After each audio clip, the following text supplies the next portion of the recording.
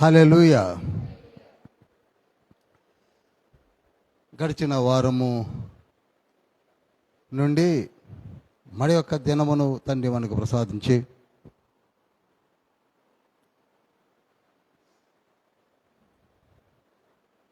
తెస్సలోనిక పత్రికను ధ్యానించుటకు ప్రభు మనకు అనుగ్రహించినటువంటి గొప్ప భాగ్యమని భావిస్తాను. తెస్సలోనిక పత్రికలు 2, మొదటి తెస్సలోనిక, రెండవ తెస్సలోనిక.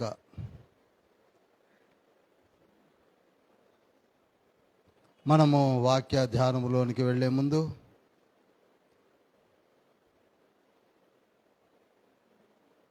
యథావిధిగా మన పాట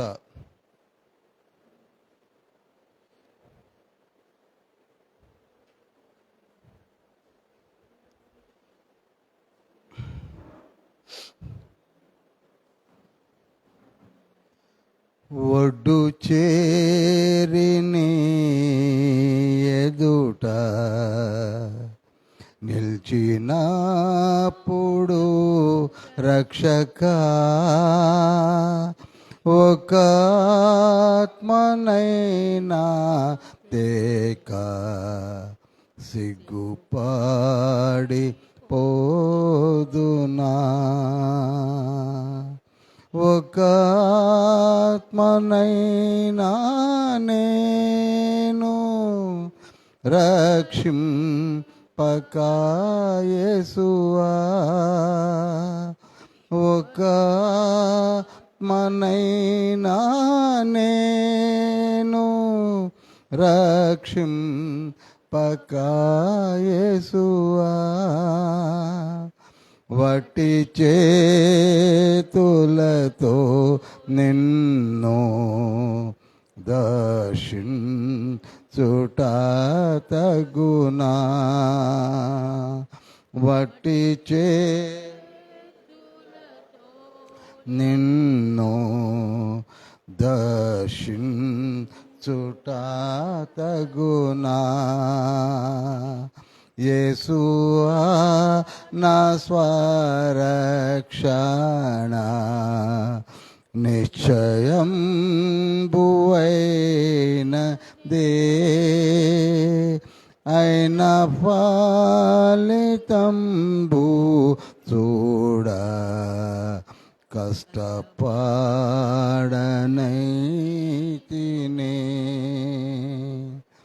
ఒక మనైనా నేను రక్షింపక యేసువా, ఒక మనైనా నేను రక్షింపక యేసువా, వట్టి చేతులతో రక్షించుట తగునా, వట్టి చేతులతో నిన్ను దర్శించుట తగునా, వట్టి చేతులతో నిన్ను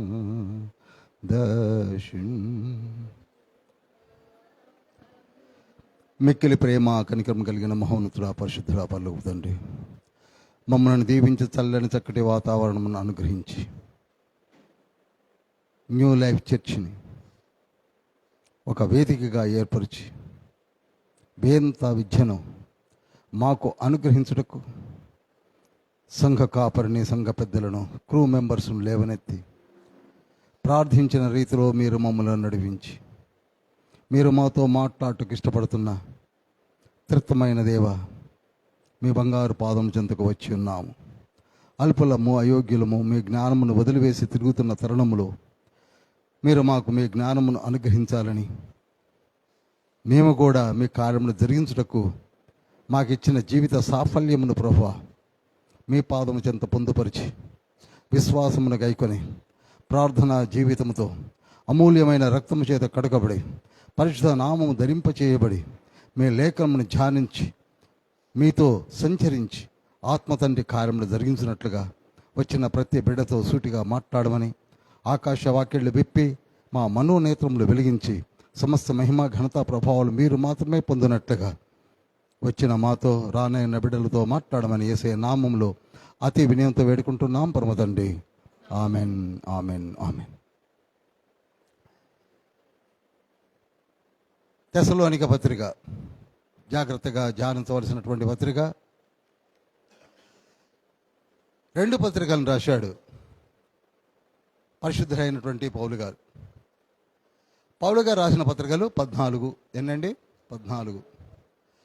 14 పత్రికల్లో అతి శ్రేష్టమైన పత్రికలు అని ఏ పత్రికను గూర్చి కూడా తక్కువగా అంచనా వేయలేము, కానీ చెప్పలేము. కానీ ఈ 2 పత్రికలలో ఉన్న విశిష్టత ఏమిటనగా ర్యాప్చర్ గురించి తెలియజేశాడు. ముఖ్యంగా తెస్సలోనిక సంఘమునకు రాసినటువంటి ఈ పత్రికలలో ర్యాప్చర్ అనగానే గ్రహించవలసింది ఏమిటనగా సంఘము ఎత్తబడుట, సంఘమును ఆకర్షించుకొనుట. ఇది ఒక టిపికల్ సబ్జెక్ట్. ర్యాప్చర్ అనే సబ్జెక్ట్ మీద ఈనాడు అనేకములైనటువంటి వైవిధ్యమైనటువంటి బోధలు ఉన్నాయి. మీకు బాగా తెలుసు. ఇప్పటికీ ఇంకా అనేక ప్రశ్నలతో సతమతమవుతూ ఉన్నారు. ఆల్ ద క్రిస్టియన్ ఇంటలెక్చువల్స్, బోధకులు అటువంటి ప్రశ్నలకు సమాధానమే తెస్సలోనిక పత్రిక. ఒక ప్రశ్నకి సమాధానము తెస్సలోనిక పత్రిక. పౌలు గారి యొక్క పత్రికలు మీరు చూసినట్లయితే మొదటి నుండి కూడా అన్ని ప్రశ్నలకు సమాధానం ఆయన ఇస్తూనే ఉన్నాడు. అన్ని ప్రశ్నలకు. ఎస్, ఓల్డ్ టెస్టిమెంట్లో ఉన్నటువంటి ఆ 39 పుస్తకాలలో ఉన్న ప్రశ్నలన్నిటికీ సమాధానము పౌలు గారు తన పత్రికల్లో ఇస్తున్నాడు. కనుక జాగ్రత్తగా మనం చదివినట్లయితే కొంచెం సౌండ్ పెడితే కొంచెం సౌండ్ పెంచండి, కొంచెం పెంచండి. హల్లెలూయా, హల్లెలూయా. ఓకే.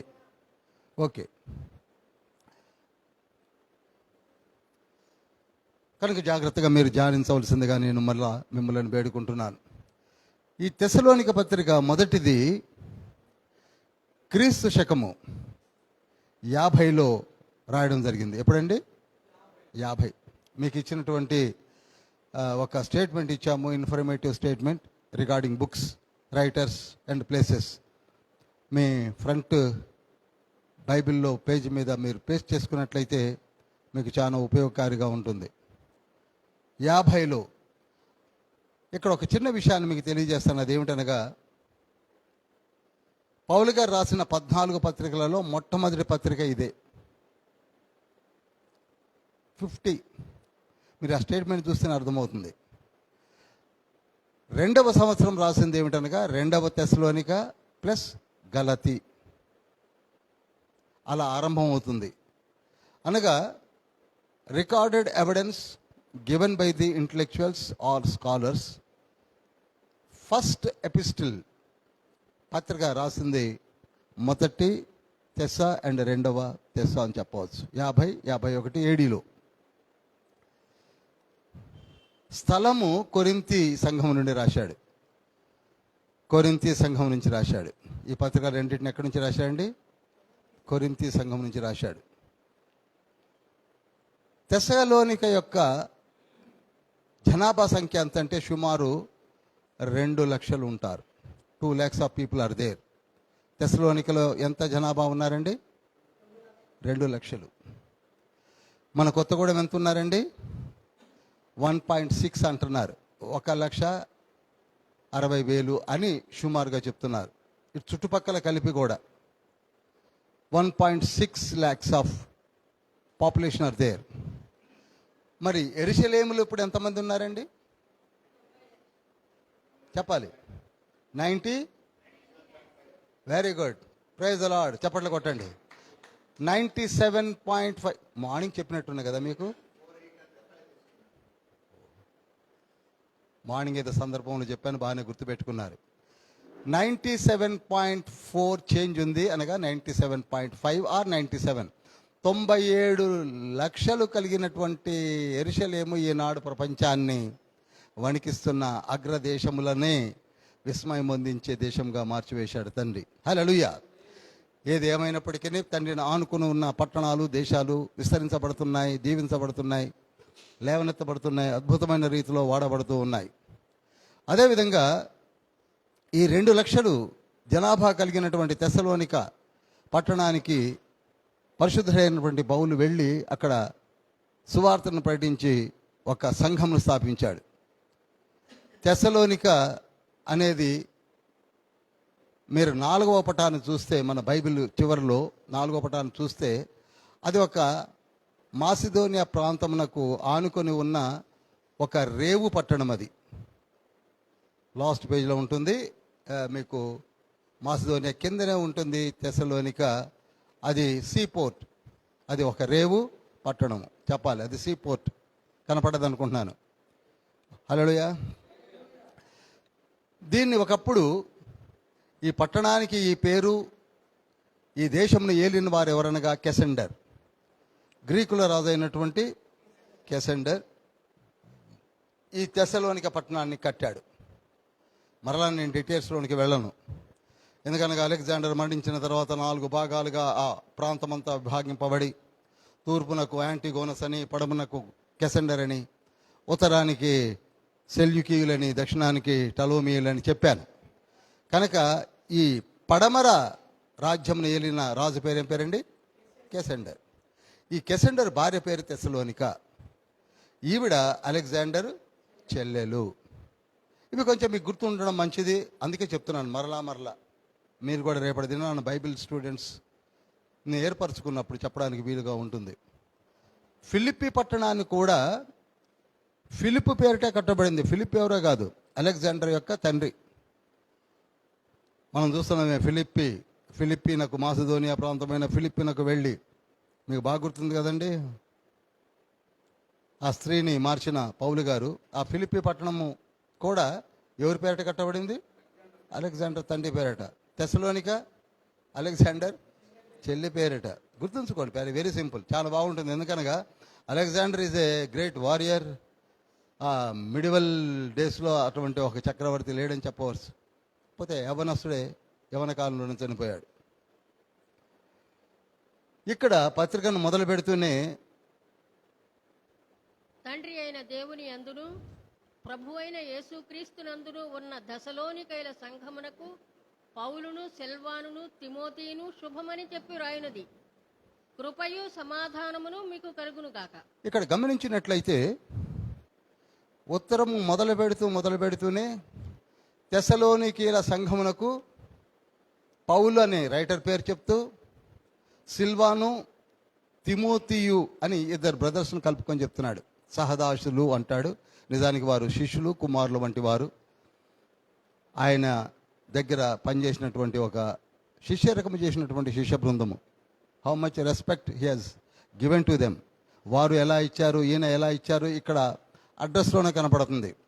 ఏమనంటే సిల్వాను, మీకు ఇదివరకే చెప్పాను, సిల్వాను అనే పేరు సైలస్ లేక శీల 3 కూడా ఒకే పేరుకు సంబంధించినటువంటి పర్యాయ పేర్లు. సిల్వాను అనేది లాటిన్ నేమ్, నోట్ చేసుకోండి. ఎక్కడి నుంచి వచ్చింది సిల్వాను అంటే? లాటిన్ నేమ్ అది. సైలస్ అనేది లేక శీల అనేది గ్రీకు పేరు. ఆ రోజులలో గ్రీకు పేర్లనే అడ్రస్ చేసేవాళ్ళు.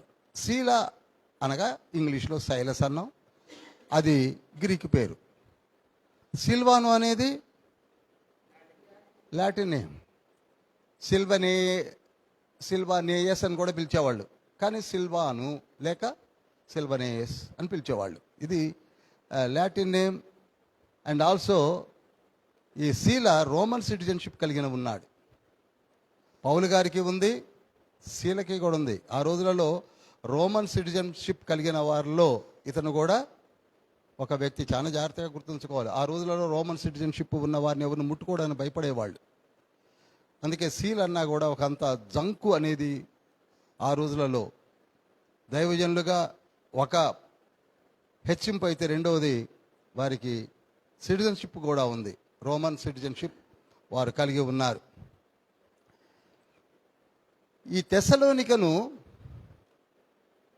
దాదాపు రెండవ జర్నీలోనే కట్టాడని చెప్పవచ్చు. Second journey of the Paul. 3 journeys గురించి చెప్పాను అపోస్తుల కార్యములలో. ఎవరైనా చెప్పగలరా ఫస్ట్ జర్నీ ఎప్పుడు?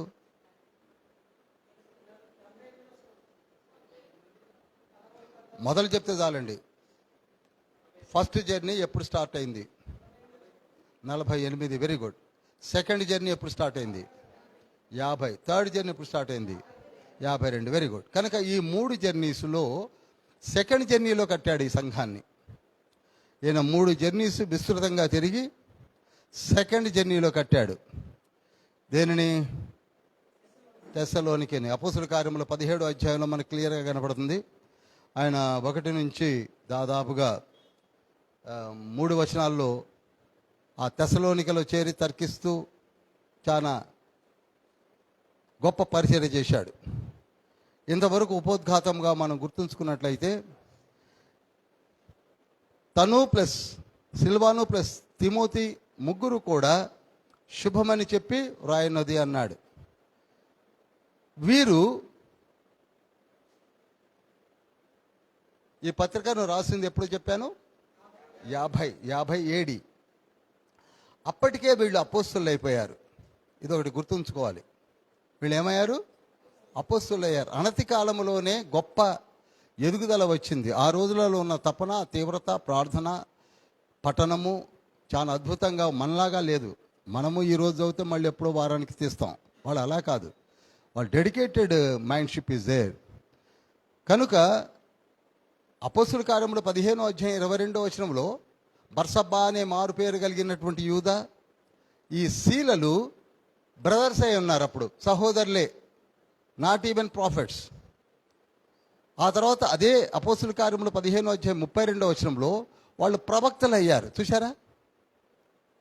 బ్రదర్స్ ఏమయ్యారండి? ప్రాఫిట్స్ అయ్యారు. ఆ ప్రవక్తలు ఇక్కడికి వచ్చేసరికి ఏమయ్యారు? అపోస్తులు అయ్యారు. Rapid growth is there. Rapid growth. నేను ఇప్పటికీ మీకు చెప్తాను, పగలు చదవండి, రాత్రులు ప్రార్థించండి. ఇది సూక్తి. Read the Bible in the day time and pray in the night time. ఎంతసేపు చేస్తారు మీ ఇష్టం, ఎంతసేపు చదువుతారు మీ ఇష్టం. మీ చదువుట, మీ ప్రార్థన బట్టి తండ్రి మీకు దీవిస్తాడు. సబ్జెక్ట్ ఎప్పుడు ఉంటుంది? చదివిన వాళ్ళ దగ్గర ఉంటుంది. సబ్జెక్టు లేకుండా, ప్రార్థన లేకుండా, read well and pray well అనే 2 మెట్లు ఎక్కకుండా you could get nothing. It's highly impossible.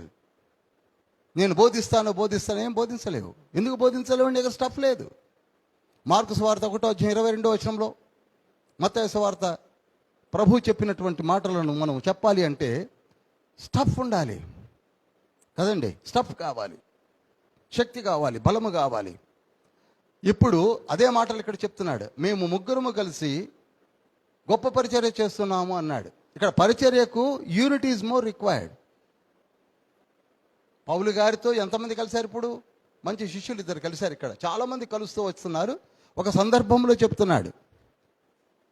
వీళ్ళు ఏమై ఉన్నారో మీకు ఇక్కడ 2వ అధ్యాయం 6వ వచనంలో కనపడుతుంది. మరియు మేము క్రీస్తు యొక్క అపోస్తులమై ఉన్నందున అధికారము చేయుటకు సమర్థులమై ఉన్నాము. చూసారా? మేము అపోస్తులమై ఉన్నాం.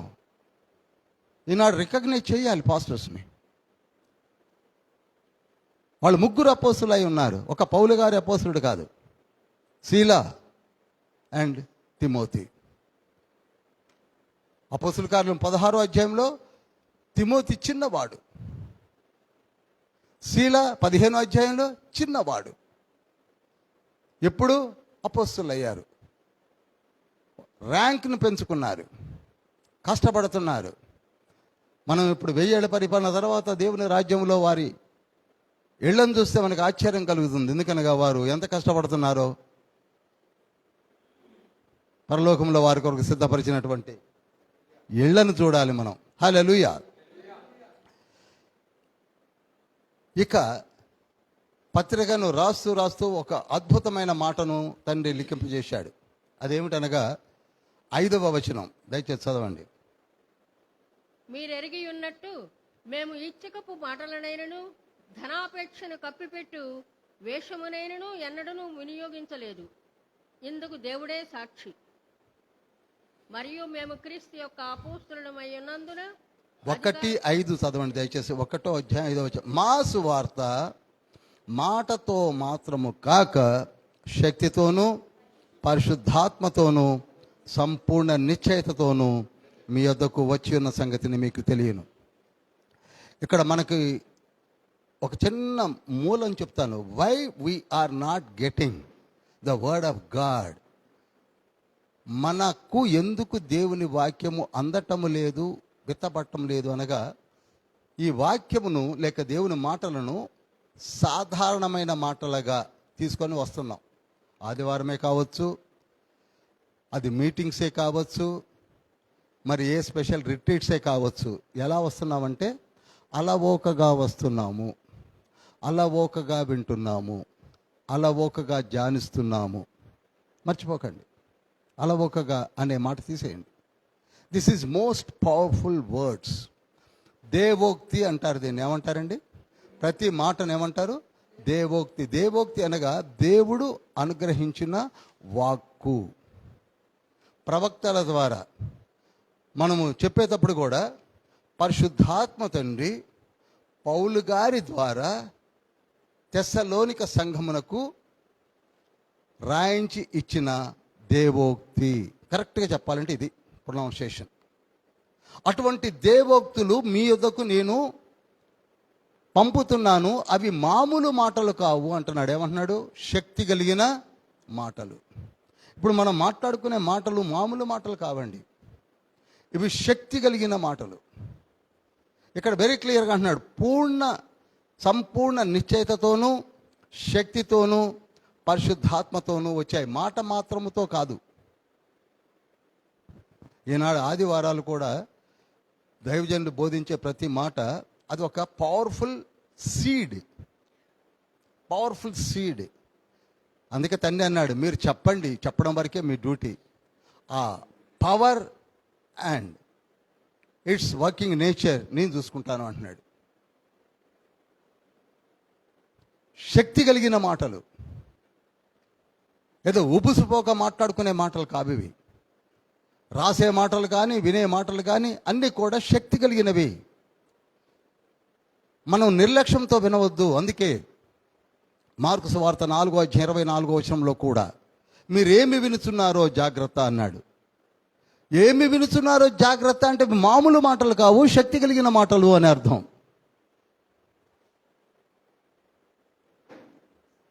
అదే లూకాసు వార్త 8:18 వచనంలో మీరు ఏలాగు వినుచున్నారో జాగ్రత్త అన్నాడు. ఎందుకని? అవి శక్తి కలిగిన మాటలు.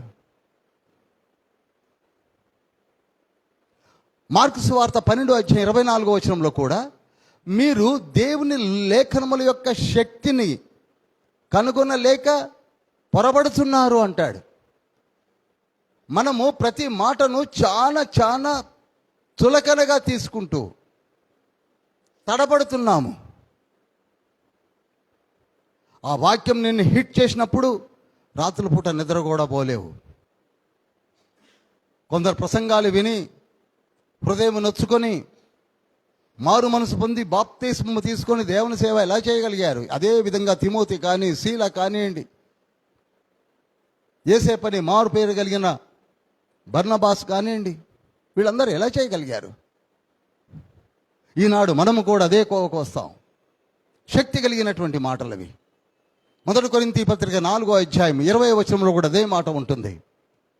మీరు చదివినప్పుడు అక్కడ అదే మాట కనపడుతుంది. దేవుని రాజ్యము మాటలతో కాదు, శక్తితో ఉన్నది. నేను రాయిస్తున్న పత్రిక మీకు ఏదో మామూలు పత్రిక, ఏదో కార్డో లేకపోతే ఇన్లాండ్ లెటరో అనుకోకండి. ఇది శక్తితో వస్తున్నది. ఈనాడు మాట్లాడే ప్రతి మాట కూడా దేవుని యొక్క శక్తి కలిగిన మాట, దేవోక్తి, ఆత్మపూర్ణులై రాసినటువంటి మాటలు, మర్మమైన మాటలు, జీవితాల్లో మనకి అర్థము కాని మాటలు. 2 పేతురు పత్రిక 1వ అధ్యాయం 20-21 వచనాల్లో ఆత్మపూర్ణులై లిఖించబడినటువంటి మాటలు, తమ ఊహతో రాసినవి కావు, దేవుని ఆత్మ చేత లిఖించబడిన మాటలు. 2 తిమోతి పత్రిక 3వ అధ్యాయం 16వ వచనంలో కూడా అవే మాటలను ఉటంకిస్తున్నాడు తండ్రి. Such a powerful words. అటువంటి మాటలను మనము అలవోకగా వింటున్నామేమో, జాగ్రత్త అని మరలా పరిశుద్ధాత్మ తండ్రి అంటున్నాడు. ఈ సువార్త మాటతో మాత్రము గాక శక్తితోనూ సంపూర్ణ నిశ్చయితతోనూ మీ వద్దకు వచ్చి ఉన్న సంగతి మీకు తెలియను అంటున్నాడు. వారు చేసిన పరిచర్య మాసిదోనియా ప్రాంతమంతా, అకయలోను, కొరింథీలోను, ఫిలిప్పులోను మారుమోగింది. అందరూ మారిపోయారు, సిద్ధపడుతున్నారు, గొప్ప ఉద్యమంలోనికి వెళ్ళిపోయారు. ఆ ఉద్యమం ఆఫ్టర్ 2000 years చల్లబడిపోయింది ఇప్పుడు. కానీ మరలా ఆ ఉద్యమంలోనికి నడిపించడానికే తండ్రి మనలను ఏర్పాటు చేసుకొని మన ద్వారా కార్యాలు జరిగించాలని ఒక ప్రణాళికను ఏర్పరచుకున్నాడు. హల్లెలూయా. 2వ అధ్యాయంలోనికి వచ్చేసరికి ఒక చిన్న మాటను మనకి ఉటంకిస్తూ, మేము చేస్తున్న ఈ బోధ కపటమైనది కాదు అన్నాడు. మొట్టమొదటగా ఎందుకు మీరు మాసిదోనియా ప్రాంతానికి వచ్చి, అకయకు వచ్చి, ఫిలిప్పీకి వచ్చి, తెస్సలోనికి వచ్చి, కుప్రకు వెళ్ళి, త్రోయకు వెళ్ళి చేస్తున్నారనుకుంటున్నారు? మేము ఆత్మల రక్షణ భారము కొరకు చేస్తున్నామే తప్ప మేము ఏ కపటముతో కాదు. ఇది అపవిత్రమైనది కాదు, మోసకరమైనది కాదు. ఇది సువార్త మాకు అప్పగించుటకు యోగ్యులమని దేవుని వలన ఎంచబడిన వారమై మనుష్యులను సంతోషపెట్టవారము కాక మన హృదయములను పరీక్షించు దేవునికే సంతోషపెట్టు వారమై బోధించున్నాం. ఇది రియల్ స్ప్రెడింగ్ ది గాస్పెల్ అనేది ఎప్పుడు కూడా ఆత్మల భారం కలిగి ఉండాలి. ఇక్కడ సొంత లబ్ధి కాదు, అపవిత్రమైనది కాదు, కపటమైనది కాదు, మోసకరమైనది కాదు అని మరలా క్లియర్గా చెప్తూ వస్తున్నాడు. అందుకే మనం పాడిన పాటలో కూడా ఒక్క ఆత్మనైనా రక్షించుకుంటే చాలు, ఒక్క ఆత్మ, 1 soul, మనం ధన్యులమే అని తండ్రి మనకు ఈ బైబిల్ స్టడీలో ఇచ్చినటువంటి ఒక చక్కటి పాట. 5వ వచనం చూడండి. మీరు ఎరిగి ఉన్నట్టు మేము ఇచ్చకపు మాటల చేతనైనను ధనాపేక్షను కనిపెట్టి వేషమునైనను ఎన్నడను వినియోగింపుకోలేదు. ఇక్కడ పరిచర్య ధనాపేక్షతోటి కాదు. మీకు ఒక మాట గుర్తు చేస్తాను. మత్తయి సువార్తలో యేసయ్య 5వ అధ్యాయములో బాగా గుర్తుంచుకోండి. యేసుక్రీస్తు ప్రభువారు 5వ అధ్యాయం, 6వ అధ్యాయం, 7వ అధ్యాయం కొండ మీద చేసిన ప్రసంగాలు ఫేమస్. ఏనాటికి కూడా కొండ మీద ప్రసంగాలు అంటాం 3 అధ్యాయాలని. అక్కడ 5వ అధ్యాయము 14-15 వచనాలు ఏమంటాడనగా, ఒకసారి మీరు లోకమునకు వెలుగై ఉన్నారు, కొండ మీద నుండి పట్టణము మరుగై ఉండనేరదు. మనుషులు దీపము వెలిగించి కుంచము కింద పెట్టరు గాని అది. చూడండి, అక్కడ ఆగేద్దాం. మనుషులు వెలిగించి కుంచము కింద పెట్టరు గాని. ఈ మాట ఎంతమంది సరిగ్గా ధ్యానించారో నేను చెప్తాను. కుంచము అనేది ఆ రోజులలో కొలుసుకునే ఒక కొలపాత్ర. కొంచెం అంటే ఏంటండి? సోల, కొంచెము. ఆ రోజులలో, నాకంటే ముందు తరాలు, ఇప్పుడు కొంచెం మీకు ఎవరికి తెలియదు, కిలోలు లీటర్లు తప్ప. ఎవరైనా సరే దీపమును వెలిగించి కొంచెము కింద పెట్టరు అంటే కొంచెం కింద పెడితే ఆరిపోద్ది. కొంచెం అంటే బోర్లేసే పాత్రలాగా ఉంటుంది, పెద్దగా ఉంటుంది. మీకు అర్థమైంది కదా? ఒక 2 కిలోలు మోసి ఒక కొంచెం అని చెప్తే ఆ పాత్రను ఇలా తిరిగి పెడితే ఏమైపోతుంది? ఆరిపోతుంది. అనగా మీరు చేసే పని కొలభక్తి కాదు అన్నాడు. కొలభక్తి అంటారు దాన్ని. ఏమంటారు? కొలభక్తి అనగా నేను చేస్తే నాకేమొస్తుంది అలా అనుకొని ఉంటే వీళ్ళు పరిచయం చేసేవాళ్ళు కాదు. కొలభక్తి కాదు. అదే కొంచెం కింద పెట్టడం అంటే కొలభక్తితో సమానము. యేసు అక్కడ అన్నాడు, మీరు ఎన్లైటెండ్ పీపుల్, వెలిగించబడ్డారు, మీరు పరిచర్య చేయండి. ఎక్కడికైనా వెళితే నాకేమొస్తుందని ఆలోచించకండి. చాలా వరకు పరిచర్యలో మేము ఎక్కడికి వెళితే మాకేం, సరికడికి వెళితే మాకేం వస్తుంది, మా ఇంటికి వస్తే మీరేం తెస్తారు, మీ ఇంటికి వస్తే మాకేం పెడతారు, ఇది కాదు. కులభక్తి వద్దు. ఏం కావాలి? ఆత్మల రక్షణ భారం కావాలి. అందుకే ఇక్కడ మేము ధనాపేక్షను కనిపెట్టు వేషమునైనను ఎన్నడూ ఉపయోగించలేదు. మేము కష్టపడి పనిచేసామని చెప్తాడు 2 తెస్సలోనికైలు రాసిన పత్రికలో 3వ అధ్యాయము 8వ వచనము 12వ వచనంలో అంటాడు, మేము పని చేశాం, కష్టపడి పని చేశాము, మేము సంపాదించుకున్నాము, పని చేసుకొని మా డబ్బులతోనే పరిచర్య చేస్తున్నాము. ఓ తెస్సలోనిక సంఘమా, మీరు అనుకోవచ్చు మీ డబ్బుల కొరకు మేము సేవ చేస్తున్నామని. కాదు, మేము కష్టపడి పనిచేస్తున్నాం. మేము పనిచేస్తున్నది కేవలము మోసకరమైనది కాదు, కపటమైనది కాదు. మేము ఇచ్చకపు మాటలనైనను ధనాపేక్షను కనిపెట్టి వేషమునైనను మేము ఎన్నడూ వినియోగింపలేదు. ఎందుకు? దేవుడే సాక్షి అన్నాడు. చివరికి ఎవరిని సాక్ష్యంగా పెట్టుకున్నాడు? అనగా అటువంటి ప్యూర్ కన్సైన్స్ కలిగి ఉన్నాము, పూర్ణమైన మనస్సాక్షితో మాట్లాడుతున్నామని 1వ అధ్యాయంలో చెప్పడం జరిగింది. ఆ తర్వాత ఇక మిమ్మల్ని అందరినీ కూడా సొంత తల్లులు, గారవించు తల్లులు ఏ విధంగా అయితే పాలిచ్చి ఇన్ టైంలో మిమ్మలను ఆదుకుంటారో ఆ విధంగా మేము కూడా మీకు అతి దగ్గరలో ఉన్నాము, మీ ప్రతి అవసరతకు మేము ప్రార్థన చేస్తామని చెప్పడం జరిగింది. 1వ అధ్యాయం అంతా కూడా ఈ విధంగా రాశాడు. మేము మీ కొరకై అహర్నిశలు పనిచేసి మీ ఆత్మలను కట్టుట కొరకు వచ్చామే తప్ప మీ నుంచి ఏ లబ్ధి ఆశించి మేము ఈ పనులు చేయటలేదు. అంత మాత్రమే కాక దేవుని రాజ్యము మాటలతో కాదు, అది శక్తితో బలముతో కలిగి ఉన్నది. ఇక ఇంకొక మాట, చక్కటి మాట, ఎంత కష్టపడి మారు మనసు పొంది దేవుని బిడ్డలుగా బాప్తిస్మము తీసుకొని ఆయన నామమును నొసటన ధరించుకొని జీవిస్తున్న సంఘమునే పరిశుద్ధ సంఘము, సార్వత్రిక సంఘమని పిలువబడుతుంది. అటువంటి వాళ్ళు ఎలా ఉండాలో 4వ అధ్యాయంలోకి వచ్చేసరికి 4వ అధ్యాయము 3-4 వచనాలు చెప్తున్నాడు. మీరు పరిశుద్ధుల ఇటకే అనగా మీరు జారత్వమునకు దూరముగా ఉండుటే దేవుని చిత్తము. అక్కడ ఆయనకి రిపోర్ట్స్ పోయింది ఏమిటంటే తెస్సలోనిక సంఘంలో జారత్వం జరుగుతున్నది. ఏం జరుగుతుందండి? మీకు ఇక్కడ కొంచెం ఎక్స్ప్లెయిన్ చేయాలి కానీ చేయను నేను, ఎందుకంటే టైం చాలదు నాకు. జారత్వము అనగా వరస వాబి లేకుండా చేసే సెక్సువల్ ఇలిసిట్ కాంటాక్ట్ జారత్వం అంటారు. కామకత్వం అనగా చూపుతో చేసే పాపపు క్రియ, దాన్ని కాముకత్వము. జారత్వం అనగా వరస వాయి లేని సెక్సువల్ ఇల్లీగల్ కాంటాక్ట్. వ్యభిచారము వేరు. వ్యభిచారం అనగా ధనము కొరకు చేసే ఒక పాపము, ధనము కొరకు, అది వ్యభిచారము. జారత్వం వేరు, వ్యభిచారం వేరు, కాముకత్వం వేరు. ఎక్కువగా ఎక్స్ప్లెయిన్ చేయవలసిన అవసరం లేదు. ఇక్కడ మీరు జారత్వమునకు దూరముగా ఉండుటే దేవుని చిత్తము. అక్కడ ఆ ప్రజెంట్ సిచ్యువేషన్లో జారత్వం జరుగుతున్నది. ఇవే మాటలను 1 కొరింథీ పత్రిక 5వ అధ్యాయంలో కూడా అంటాడు. ఒకడు తన తండ్రి యొక్క ఉపపత్తిని ఉంచుకున్నాడని విన్నాను అంటాడు. చూశారా? సొంత తండ్రి యొక్క ఉపపత్ని అంటే ఆయనకి పిన్ని అవుతుంది, ఉంచుకున్నాడు. ఇట్టి నీచమైన హేయమైన కార్యములు అన్యులలో కూడా జరగదు, మీరు సంతోషిస్తున్నారు అని రాశాడు అక్కడ.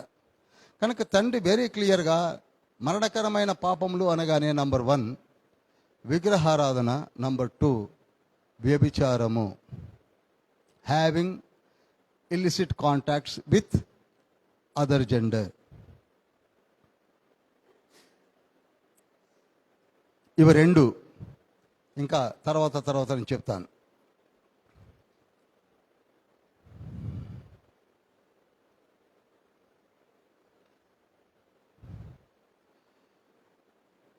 మీలో ప్రతి వాడును దేవుని ఎరగని అన్యజనముల వలె కామాభిలాష యందు కాక పరిశుద్ధత యందును ఘనత యందును తన తన ఘటమును ఎట్లు కాపాడుకొనవలెనో అది ఎరుగుంటే దేవుని చిత్తము. 3, 4, 5 ఇంపార్టెంట్. ఈ రోజులలో చూడండి, మీరు సెల్ ఫోన్ ఓపెన్ చేస్తే చూడకూడని అసభ్యకరమైనవి చాలా చాలా కనపడుతూ ఉంటాయి. చాలా వచ్చేసాయి, పెట్టేశారు. ఇక ఎవరు దాన్ని తీయలేరు, ఇరాడికేట్ చేయలేరు. కొందరు దైవజనులే తీసేద్దామనుకుని కూడా తీసేయలేక ఒకటే చూద్దామని చూడడం కూడా. ఒక దైవజనుడే నాకు వచ్చి చెప్పి ప్రార్థన చేయించుకున్నాడు. కారేపల్లి దగ్గర ఎక్కడో ఉంటాడు ఆయన చూడడము మానుకోలేకపోతున్నానని. కనుక ప్రియులారా, ఇది సహజమైనటువంటి ఒక ప్రవృత్తిగా మారిపోయింది. అందుకే క్లియర్గా రాశాడు. అన్నిటిలో మరీ ముఖ్యమైనది ఏమిటనగా తన తన ఘటమును ఎట్లు కాపాడుకొనవలెనో అది ఎరిగి ఉండటే దేవుని యొక్క చిత్తము. పర్టికులర్గా రాస్తూ వస్తున్నాడు. ఈనాడు మనలో కూడా యవనస్తులైన వారికి తండ్రి చెప్పేది ఏమిటనగా, బివేర్ ఆఫ్ ది ఇంటర్నెట్స్. వాటి గురించి ఎక్కువ నేను ఎక్స్ప్లెయిన్ చేయను. చాలా జాగ్రత్తగా ఉండండి. మీ మనసును ఆకర్షించి చెరిపివేసేటివి చాలా వచ్చేసాయి. తర్వాత 7వ వచనంలో చూడండి, పరిశుద్ధులగుటకే దేవుడు మనలను పిలిచెను గాని అపవిత్రులుగా ఉండుటకు పిలువలేదు. ఇది మరీ ముఖ్యం. Sanctified life, sanctification is more required. ఏదో అలవోకగా నేను మారు మనసు పొందేశానండి, నేను గుడికి వెళ్ళిపోతున్నాను, ఆదివారం సందా వేసేస్తున్నాను, పరిశుద్ధుల మాటలు వింటున్నాను, ఇంటికి వచ్చేస్తున్నాను, నేను నీతివంతుడిని అయిపోయానా నువ్వు అనుకుంటున్నావు. అందుకే యేసయ్య కూడా అదే మాట అన్నాడు కదా, మత్తయి సువార్త 5:27 వచనంలో, నీ చూపు జాగ్రత్త, నీ మనసు జాగ్రత్త, నీ హృదయం జాగ్రత్త.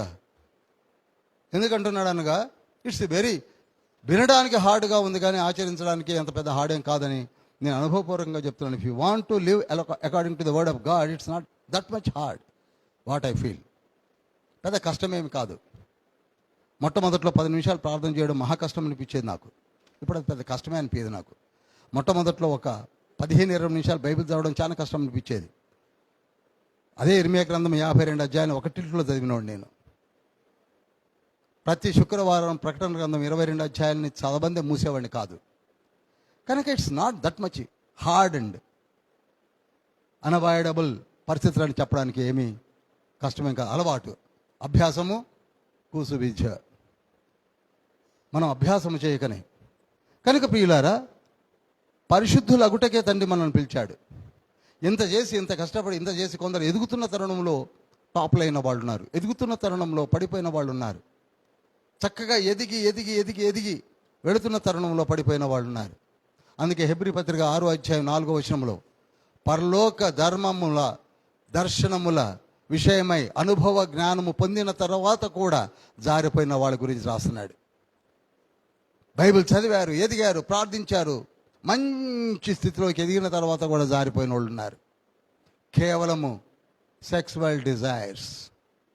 మనిషిని పడేసేది అతి ముఖ్యమైన మ్యాగ్నెటిక్ ఫీల్డ్ ఒకటే ఉన్నదండి, దట్ ఈజ్ సెక్సువల్ డిజైర్. అన్నిటిని జయిస్తాడు మనిషి. అన్నం లేకుండా ఉండగలడు, డబ్బు లేకుండా ఉండగలడు, లేకపోతే లేకపోయింది. కానీ ఎక్కడో రెపరెపలాడిందంటే ఇతను రెపరెప అయిపోతాడు. అదే డిజైర్, అదే డిజైర్. దాన్ని జయించుటకే ప్రతి ఒక్కడు దేవుని యొక్క ఆత్మ నడిపింపులో ఉండాలని తండ్రి కోరుకుంటున్నాడు. అదే చెప్తున్నాడు చూడండి. అందుకే కాబట్టి ఉపేక్షించువాడు మనుషుని ఉపేక్షింపడు, కానీ మీకు తన పరిశుద్ధాత్మను అనుగ్రహించిన దేవుణ్ణే. చూశారా, నీలో ఉన్న పరిశుద్ధాత్మ తండ్రి నీకు ఇన్స్ట్రక్షన్స్ ఇచ్చి ఇచ్చి ఇచ్చి ఇచ్చి చెప్పి చెప్పి వినం. అలా పడిపోయిన వాళ్ళే చివరికి ఎవరిని వదిలేసుకున్నారు? పరిశుద్ధాత్మను వదిలేసుకున్నారు. నాకు దీని యొక్క ఆన్సర్ ఎక్కడ దొరికింది, క్వశ్చన్ ఎక్కడ దొరికిందంటే 5వ అధ్యాయము చూడండి, పక్కనే ఉంటుంది. 19వ వచనంలో ఆత్మను ఆర్పకుడి. చూశారా? ఆత్మను ఆర్పకుడి అన్న ముక్కను తీసుకొచ్చి ఇక్కడ కలపండి. ఇప్పుడు కలిపి చదవండి. కాబట్టి ఉపేక్షించువాడు మనుషుని ఉపేక్షించడు కానీ మీకు తన పరిశుద్ధాత్మను అనుగ్రహించిన దేవునే ఉపేక్షించుచున్నాడు కనుక ఆత్మను. ఆర్పకుడి. అది మనం అనుకుంటున్నాం, ఆత్మ తండ్రి ఆరిపోయాడు, వెళ్ళిపోయాడు. అక్కడి నుంచి అతను కోలుకోవడం కష్టం. ఒకసారి పడిపోయాడంటే కోలుకోవడం కష్టం. అందుకే జాగ్రత్తగా ఉండండి. ఈ ఘటమును ఏ విధంగా కాపాడుకోవాలనో మనకు అనుగ్రహించిన తండ్రి పరిశుద్ధాత్మ యొక్క అభిషేకం లేక anointment, the Holy Spirit God యొక్క గైడెన్స్ను మనం వదిలిపెట్టుకోవడము, ఆర్పుకోవడము మంచిది కాదు అని చెప్పాడు. ఇక అన్నిటికంటే ముఖ్యమైన దాంట్లోకి వస్తున్నాం. 4వ అధ్యాయము 13వ వచనము. సహోదరులారా, నిరీక్షణ లేని ఇతరుల వలె మీరు దుఃఖపడకుండి నిమిత్తము నిద్రించుతున్న వారిని గురించి మీకు తెలియకుండా మాకిష్టము లేదు. యేసు మృతి పొంది తిరిగి లేచనని మనం నమ్మిన ఎడల అదే ప్రకారము యేసునందు నిద్రించిన వారిని దేవుడు ఆయనతో కూడా వెంటబెట్టుకుని వచ్చును. అక్కడ కావుదామండి. ఇది ఒక గొప్ప మర్మాన్ని తెలియజేస్తున్నాడు. ఇంతవరకు ఈ మర్మము తెలియక 39 పుస్తకాలలో ఉన్న జనాంగము, ఈవెన్ ధర్మశాస్త్ర ప్రతిని కూడా చేతిలో పట్టుకొని ప్రవక్తల గ్రంథాలను చదివిన వారికి కూడా తెలియనటువంటి ఒక గొప్ప మర్మాన్ని ఇక్కడ రాస్తున్నాడు. ఇంతవరకు ఈ మర్మాన్ని ఎక్కడా రివీల్ చేయలేదు. పౌలు గారి ద్వారా తండ్రి రివీల్ చేస్తున్నాడు. ఈనాడు మరణించిన వారిని గురించి మీరు ఎప్పుడైనా ప్రార్థనలకు వెళ్ళినప్పుడు ఈ లేఖనాలు లేకుండా అసలు ముగించరు. ఎందుకనగా మనకు ఒక నిరీక్షణ ఉన్నది. మన పితరులు చనిపోయిన వారి గురించి మనం చాలా ఏడుస్తూ ఉంటాం. మన ప్రియులు, తల్లిదండ్రులు కావచ్చు, బంధువులు కావచ్చు, దైవజనులు కావచ్చు, వారి గురించి విలపిస్తున్న వారికి ఒక బోరడింపు మాట ఏమిటంటే, సహోదరులారా, మీరు ఇతరుల వలె, అన్యుల వలె ఎందుకు మీరు విలపిస్తున్నారు? One day is coming, that day చనిపోయిన వారిని అందరినీ వెంట పెట్టుకొని ప్రభువు వస్తాడు. ఎంత గొప్ప మర్మము చూడండి. ఇంతవరకు ఎవరు చెప్పారు, ఎవరు చెప్పలే. ఇదే మాటను ఇక్కడనే 3వ అధ్యాయం 12వ వచనంలో కూడా అన్నాడు. మరియు మన ప్రభువైన యేసు తన పరిశుద్ధులందరితో వచ్చినప్పుడు అని ఆగాడు. అక్కడ ప్రభువైన యేసు ఎవరితో వస్తాడట? పరిశుద్ధులతో వస్తాడు. అనగా మన నిరీక్షణ ఏమిటంటే, పరిశుద్ధులమైన మనము ఒక దినమున ఆయనతో వస్తాము. అటువంటి గొప్ప పాస్పోర్ట్, వీసా, ఆధార్ కార్డులు అన్నీ కలిగిన మనము వాటిని అన్నింటి ఎందుకు పోగొట్టుకుంటున్నాం? అందుకే చెప్పాడు, అటువంటి ఘటములను ఎందుకు పాడు చేసుకుంటున్నారు?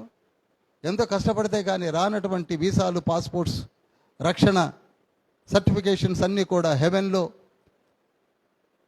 గొర్రెపిల్ల జీవగ్రంథములు లిఖించబడిన పేర్లు కలిగిన మనము ఎందుకు డ్రాప్ అవ్వడానికి, తుచ్చమైన కామాభిలాషకు ఎందుకు మీరు మొగ్గుతున్నారు? If you are so desire, have marriage. యవనస్తులారా, మీరు ఆగలేకపోతే పెళ్లి చేసుకోండి. తండ్రి చెప్పాడు 1 కొరింథీ పత్రిక 7వ అధ్యాయం 1 నుంచి 6 వచనాల్లో. జారత్వము జరుగుతున్నదా? పెళ్లి చేసుకోండి. మనసు నిలుపుకోకపోతే పెళ్లి చేసుకోండి. చక్కగా have your life with your wife. Then the sweetness of the home will be remind with you only.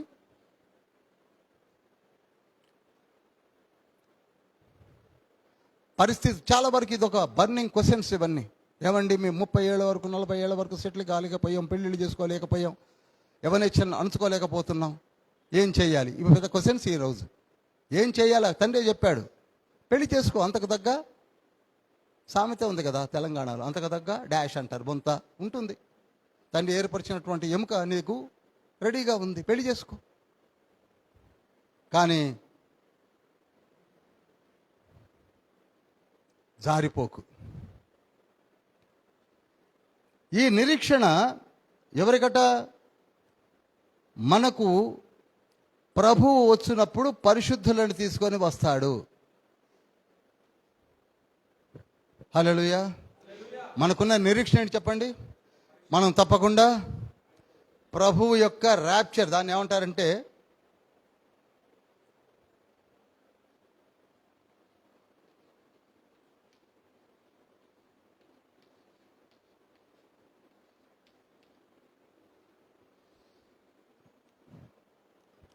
Rapture అనే మాట. ర్యాప్చర్ అనగా ఆకర్షించుకొనుట, లేపబడుట, ఎత్తబడుట. దీన్నే ర్యాప్చర్ అంటారు. దీని మీద ప్రపంచమంతా కూడా 3 భాగాలుగా విడిపోయారు. సంఘము ముందుగానే, శ్రమలకు ముందుగానే లేచిపోతుంది, దాన్ని ర్యాప్చర్ అన్నారు. సంఘము మధ్యలో లేపబడుతుంది, ఎప్పుడైతే లేపబడతారో దాన్నే ర్యాప్చర్ అంటారు. Rapture is a state of thing. ప్రభు వచ్చినప్పుడు లేపబడే స్థితిని చెప్పండి. ర్యాప్చర్ అంటే అర్థం ఏంటండి? ప్రభు వచ్చినప్పుడు లేపబడే స్థితి, అంతే. దానికి పెద్ద పర్యాయ పదాలు, ఆ పదాలు ఈ పదాలు జోడించకండి. ర్యాప్చర్ మీన్స్ ప్రభు వచ్చినప్పుడు లేపబడే స్థితి. చాలామంది ర్యాప్చర్ అనేసరికి అదేదో పెద్ద సాంస్క్రిట్ వరల్డ్లో కన్ఫ్యూజ్ అవుతుంటారు. No no no no. Rapture means ప్రభు వచ్చినప్పుడు లేపబడే స్థితి. అది ప్రభు ఎప్పుడు వస్తే అప్పుడు. ప్రభు ఎప్పుడు వస్తే అప్పుడు. అదే చెప్తున్నాడు. మీరు అనేకులు మీ పితరులు చనిపోయిన వారి విషయమే ఏడుస్తున్నారు, బాధపడుతున్నారు. అది నాకు తెలుసు. నేను చెప్తున్నది ఏమిటంటే, ప్రభువు మధ్యాకాశానికి వస్తాడు. వచ్చినప్పుడు నీతిమంతులు, పైన అన్నీ చెప్పుకుంటూ వచ్చాడు చూశారా? ఎవరైతే తమ ఘటములను కాపాడుకున్నారో వారు నీతిమంతులుగా ఉన్నవారు ఎట్టి పరిస్థితుల్లో డ్రాప్ కారండి. నేను మళ్ళీ చెప్తున్నాను మీకు. Guarantee is guarantee, warranty is warranty. ఈ మధ్యకాలంలో మీరు ఫ్రిడ్జులు చూశారు కదా, 7 సంవత్సరాల వరకు compressor warranty. Front loaded washing machines కూడా 10 years వరకు వారంటీ. అంటే 10 ఏళ్ళ లోపల కంప్రెషర్ పోతే మేము కొత్త కంప్రెషర్ కాదు మార్చేస్తామంటున్నారు. అంత వారంటీ, అంత గ్యారంటీ తండ్రి ఇస్తున్నాడు. నిన్ను పడకుండా కాపాడే ఆత్మ తండ్రిని నీలో ఉంచి ఉన్నాను. మారు మనసు పొంది చూడండి. నిజమైన టర్న్ నువ్వు లైఫ్లో తీసుకుంటే నీలో ఎవరు వచ్చి కూర్చుంటారు? ఇక ఊరికి చెప్పాల్సిన అవసరం లేదు. ఆ పునాదిని మరలా వేయక అంటాడు హెబ్రీ పత్రిక 6:2 ఓన్లీ 1 బేస్మెంట్. అదేమిటంటే నీవు మారు మనసు పొందు, నీలో పరిశుద్ధాత్మ తండ్రి ఉంటాడు, నిన్ను బెసకనీయాడు. చెయ్యి జాప్తి గుంజేస్తాడు వెనక్కి, నువ్వు పరిగెత్తినట్టు మూసేస్తాడు వెనక్కి. ఇవన్నీ తెలియక మరి నాకు బ్రదర్ తెలుసండి, ఆయన మంచి పాస్టర్ గారు, మరి పడిపోయాడండి. ఆయన మంచి పాస్టర్ గారు ఏమో కానీ పడిపోయాడు అంటే అర్థం ఏంటి? లేదు, ఏమి లేదు. నిజమైన మారు మనసు లేదు. నిజమైన మారు మనసు ఉంటే ఆ పాస్టర్ని పండిస్తాడా? పన్నీడే. పడ్డాడంటే అది ఉట్టుటియే. ఆ బండ్లని ఉట్టి బండ్లే, వారంటీ లేని బండ్లు, గ్యారంటీ లేని బండ్లు. Yes, it is true. True, I'm telling you true. అనుభవిస్తే తెలుస్తుంది. కనుక ఈ ర్యాప్చర్లో ఎవరుంటారు? పరిశుద్ధులు. పరిశుద్ధులు అనగానే మీకు తెలుసు, ఇక నేను ఎక్కువ చెప్పవలసిన అవసరం లేదు. మనలో అలా అనేకులు ఈనాడు పరిశుద్ధతలోనికి ఎవరైతే మారు మనసు పొందకుండా ఉన్నారో వారు ఆలోచించాలి. అనవసరంగా మంచి ఆపర్చునిటీని మనం మిస్ చేసుకుంటున్నాం. అందుకే ప్రియులారా, మీరు దేవునితో వెంట వచ్చే పరిశుద్ధుల బృందంలో వారితో మీరు ఉండాలంటే మీరు కూడా మారు మనసు పొంది పరిశుద్ధతను ఆత్మ ద్వారా కాపాడుకోండి. ఇంతే సూక్తి, ఇంతే.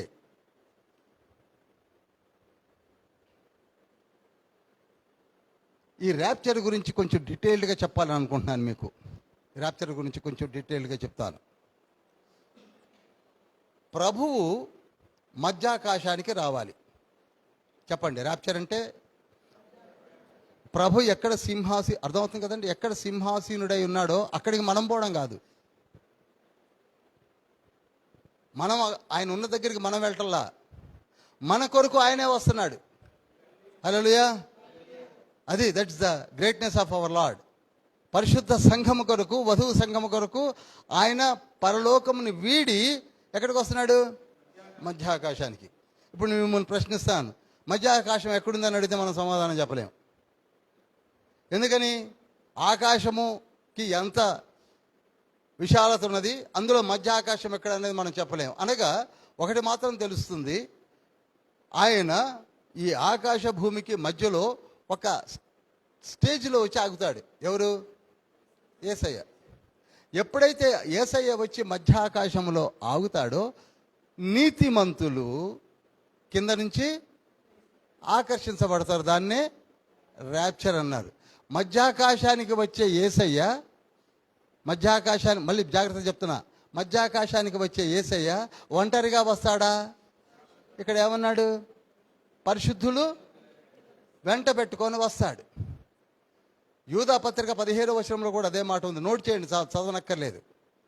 ప్రభువు తన పరిశుద్ధులతో, వేవేల పరిశుద్ధులతో వచ్చునానుంది. జకర్యా గ్రంథము 14వ అధ్యాయం 5వ వచనంలో కూడా అదే మాట ఉంది. ఆయన పరిశుద్ధులతో వస్తాడు. ఏమండి? మత్తయి సువార్త 24వ అధ్యాయం 29వ వచనంలో కూడా ఉంది. కనుక పరిశుద్ధులతో తండ్రి వస్తాడు. ఎక్కడికి వస్తాడు? మధ్య ఆకాశానికి వస్తాడు. ఇది ఫస్ట్ ప్రభు యొక్క దర్శనము, మధ్య ఆకాశము.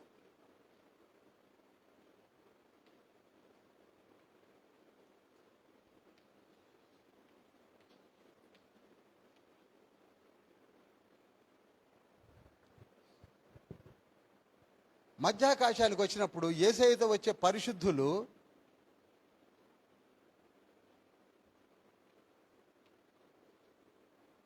ఒకటి 1,44,000 మంది.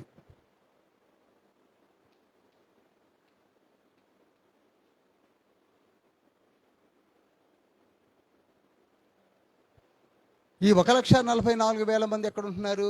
ఇప్పుడు మనం పరలోకానికి వెళ్ళినా యేసయ్య ముందు వీళ్ళు పాట పాడుతూ ఉంటారు. వీళ్ళు ఎవరు, ఎక్కడి నుంచి వచ్చారు తర్వాత చెప్తాను నేను. ప్రస్తుతానికి వచ్చేవాళ్ళు ఫస్ట్ గుంపు ఎవరండి? కాదు 1,44,000 మంది. యేసయ్యతో వచ్చేవాళ్ళు యేసయ్య వెనకనే వీళ్ళు బయలుదేరతారు. 1,44,000 మెన్. ప్రకటన గ్రంథం 14వ అధ్యాయం 1 నుంచి 4 వచనాల్లో ఉంటుంది. వీళ్ళు మొదటి గుంపు. రెండవ గుంపు బలిపీఠం క్రింద ఉన్న పరిశుద్ధులు.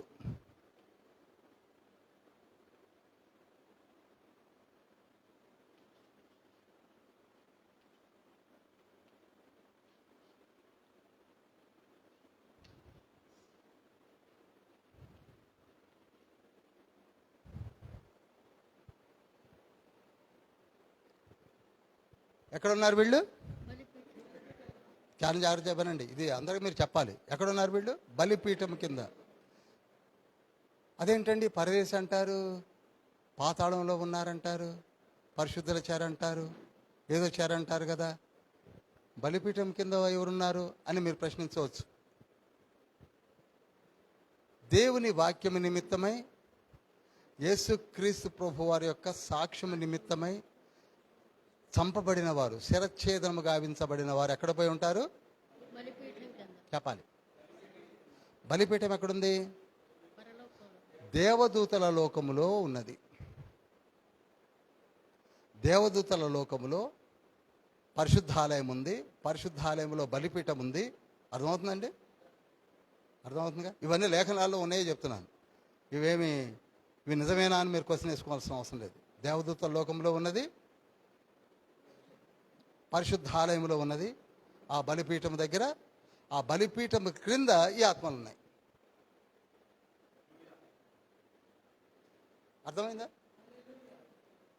అర్థమైందండి? ప్రకటన గ్రంథము 6వ అధ్యాయము 9, 10 చాలు చదివితే. ఆయన 5వ ముద్రను విప్పినప్పుడు దేవుని వాక్యము నిమిత్తమును, చూడండి, దేవుని వాక్యము నిమిత్తమును తాము ఇచ్చిన సాక్ష్యము తాము నిమిత్తమును ఇచ్చిన సాక్ష్యం నిమిత్తమును వధింపబడిన వారి ఆత్మలను వధింపబడిన వారి ఆత్మలను బలిపీఠము క్రింద చూచి చాలు. అర్థమైందండి? లేఖనం అర్థమైందా? వీళ్ళు ఎక్కడున్నారు ఇప్పుడు? పౌలు ఎక్కడుంటాడు? ఒరిస్సాలో చనిపోయిన గ్రహం స్టెయిన్స్ ఎక్కడుంటాడు? పేతురు ఎక్కడుంటాడు? ఎవరైనా ఖండం దేనికి? ఎవరైతే చంపబడ్డారో ప్రభు వాక్యము నిమిత్తమై ఎక్కడ పోయి ఉంటారు వీళ్ళు? దీన్నే స్పెషల్ డ్రైవ్ అంటారు. ఇప్పుడు మనలో కూడా ఇక్కడికి వెళ్ళాలంటే మనం ఏమవ్వాలి? హతసాక్షులు అవ్వాలి. మనకి అసలు మరణం అంటేనే ఆ మాట గుర్తుకొస్తేనే గోపుకులు వేసి కూర్చొని ఏడుస్తాం కదా.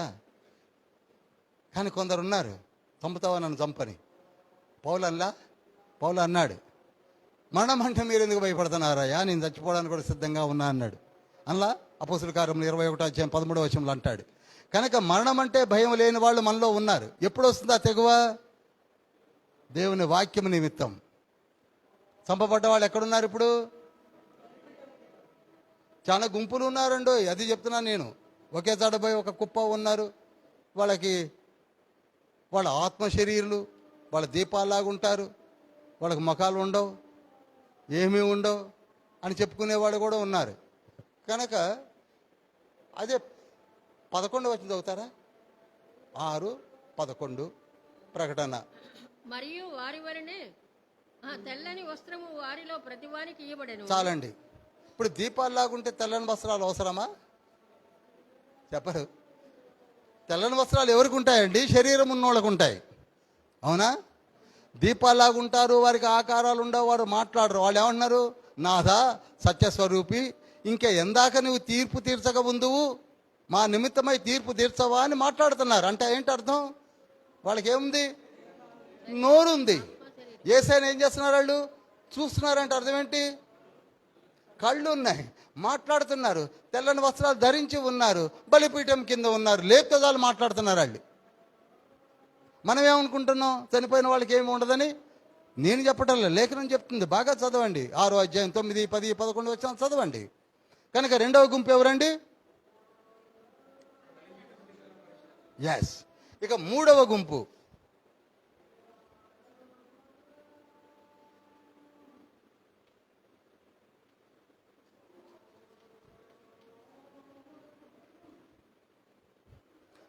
పరదేశంలోని పరిశుద్ధులు. ప్రభు మధ్యాకాశానికి వచ్చేటప్పుడు తెచ్చేది ఎవరిని? పరదేశంలో పరిశుద్ధులు ఉన్నారు.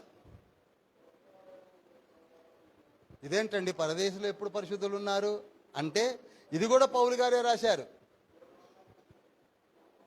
ప్రభువు చనిపోయి లేచినప్పుడు, అనగా పునరుద్ధానుడైనప్పుడు పాతాళములో ఉన్న నీతిమంతుల చెరలోనికి వెళ్ళి వారిని అందరినీ కూడా చెరగా తీసుకొని పరదేశంలోనికి వెళ్ళి పెట్టాను. ఉంది కదండి. ఎఫెసీయులకు రాసిన పత్రిక 4వ అధ్యాయము 8వ వచనంలో ఉంది. అందుచేత ఆయన ఆరోహణమైనప్పుడు చెరగా పట్టుకొని పోయి మనుషులకు ఈవులను అనుగ్రహించనని చెప్పబడి ఉన్నది. ఇక్కడ ఒక మాట కూడా యాడ్ చేశాడు, ఈవులను అనుగ్రహించెను. ఇది ఇప్పుడు నేను చెప్పను. తీసుకొని పోతూ వాళ్ళకి బహుమతులు కూడా ఇచ్చాడు. ఎవరికండి? సరిగ్గా వినట్లేదు చాలామంది. అసలు చనిపోయిన వాడిని తీసుకెళ్లడమే ఘనత అంటే, వెళ్తూ వాళ్ళకి గిఫ్ట్స్ కూడా ఇచ్చాడట. ఆహా, చూశారు అంత మర్మంగా ఆడుతున్న. గిఫ్ట్స్ కూడా ఇచ్చాడు. తీసుకెళ్లడమే కాదు, ఈవులను అనుగ్రహించాడు. అనగా ఒకప్పుడు ఈ భూమి కింద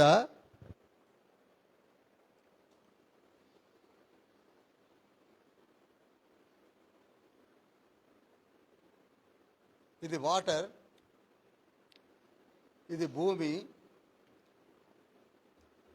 ఈ పాతాళములో కొన్ని కంపార్ట్మెంట్ చేసి, ఒక కంపార్ట్మెంట్లో పరిశుద్ధులు, ఒక కంపార్ట్మెంట్లో పాపులు, ఇంకొక కంపార్ట్మెంట్లో దేవదూతల పాపం చేసిన దేవదూతలు. పాపం చేసిన దేవదూతను దాచాడు. ఈ 3 భూమి క్రింద ఉన్న పాతాళంలో. అర్థమవుతుందండి? ఎక్కడ ఎన్ని భాగాలు? ఒక భాగంలో ఎవరు? నీతిమంతులు. ఇంకొక భాగంలో దేవదూతలు పాపం చేస్తే. ఎక్కడ దాచిపెట్టాడు? భూమి కింద పాతాళంలో. చాలామంది దీనిని నరకం అనుకున్నారు, నరకం అని కామెంట్ చేశారు. నరకం ఇక్కడ లేదండి. నరకము అనే ఒక లోకము ఇక్కడ ఎక్కడో సపరేట్గా ఉంది. ఇది నరకం, ఇది పరలోకం, సపరేట్గా ఉన్నాయి. మనం ఉండబోయే ఇజ్రాయెల్ దేశం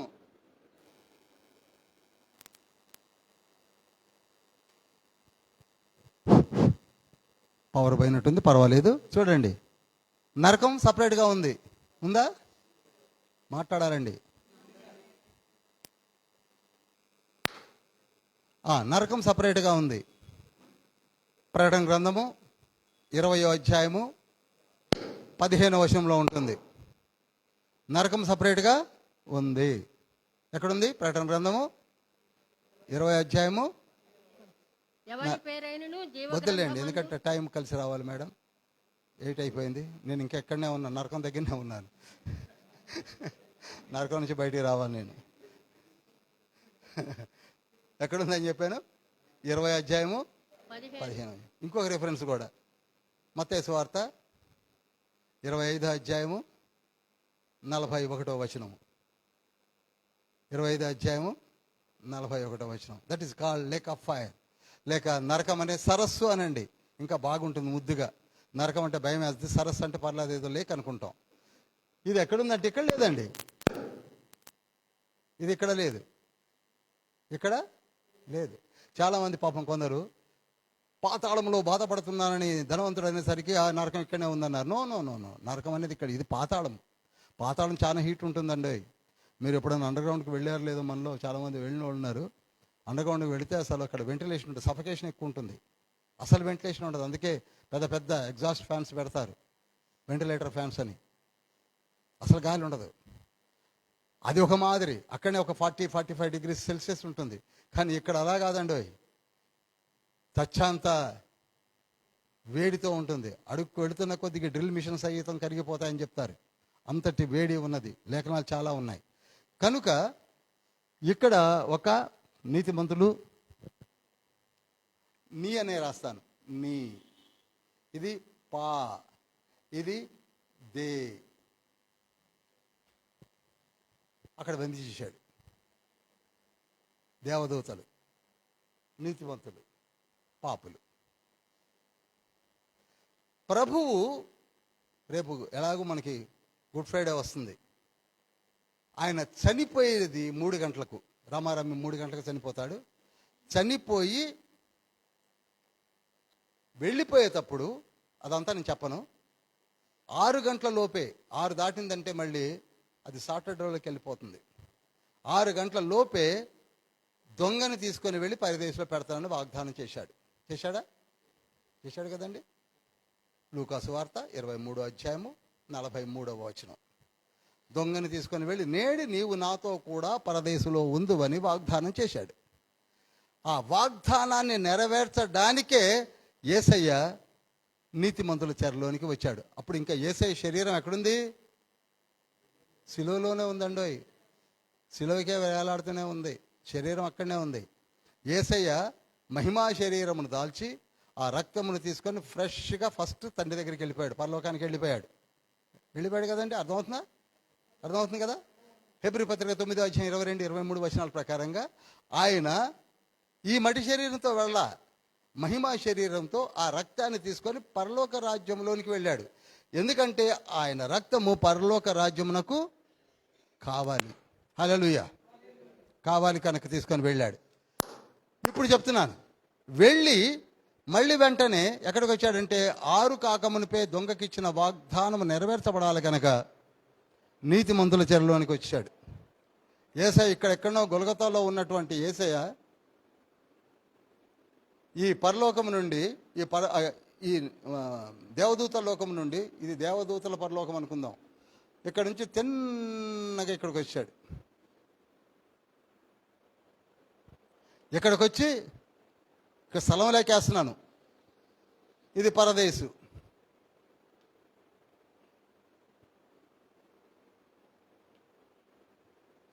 వీళ్ళని తీసుకెళ్ళి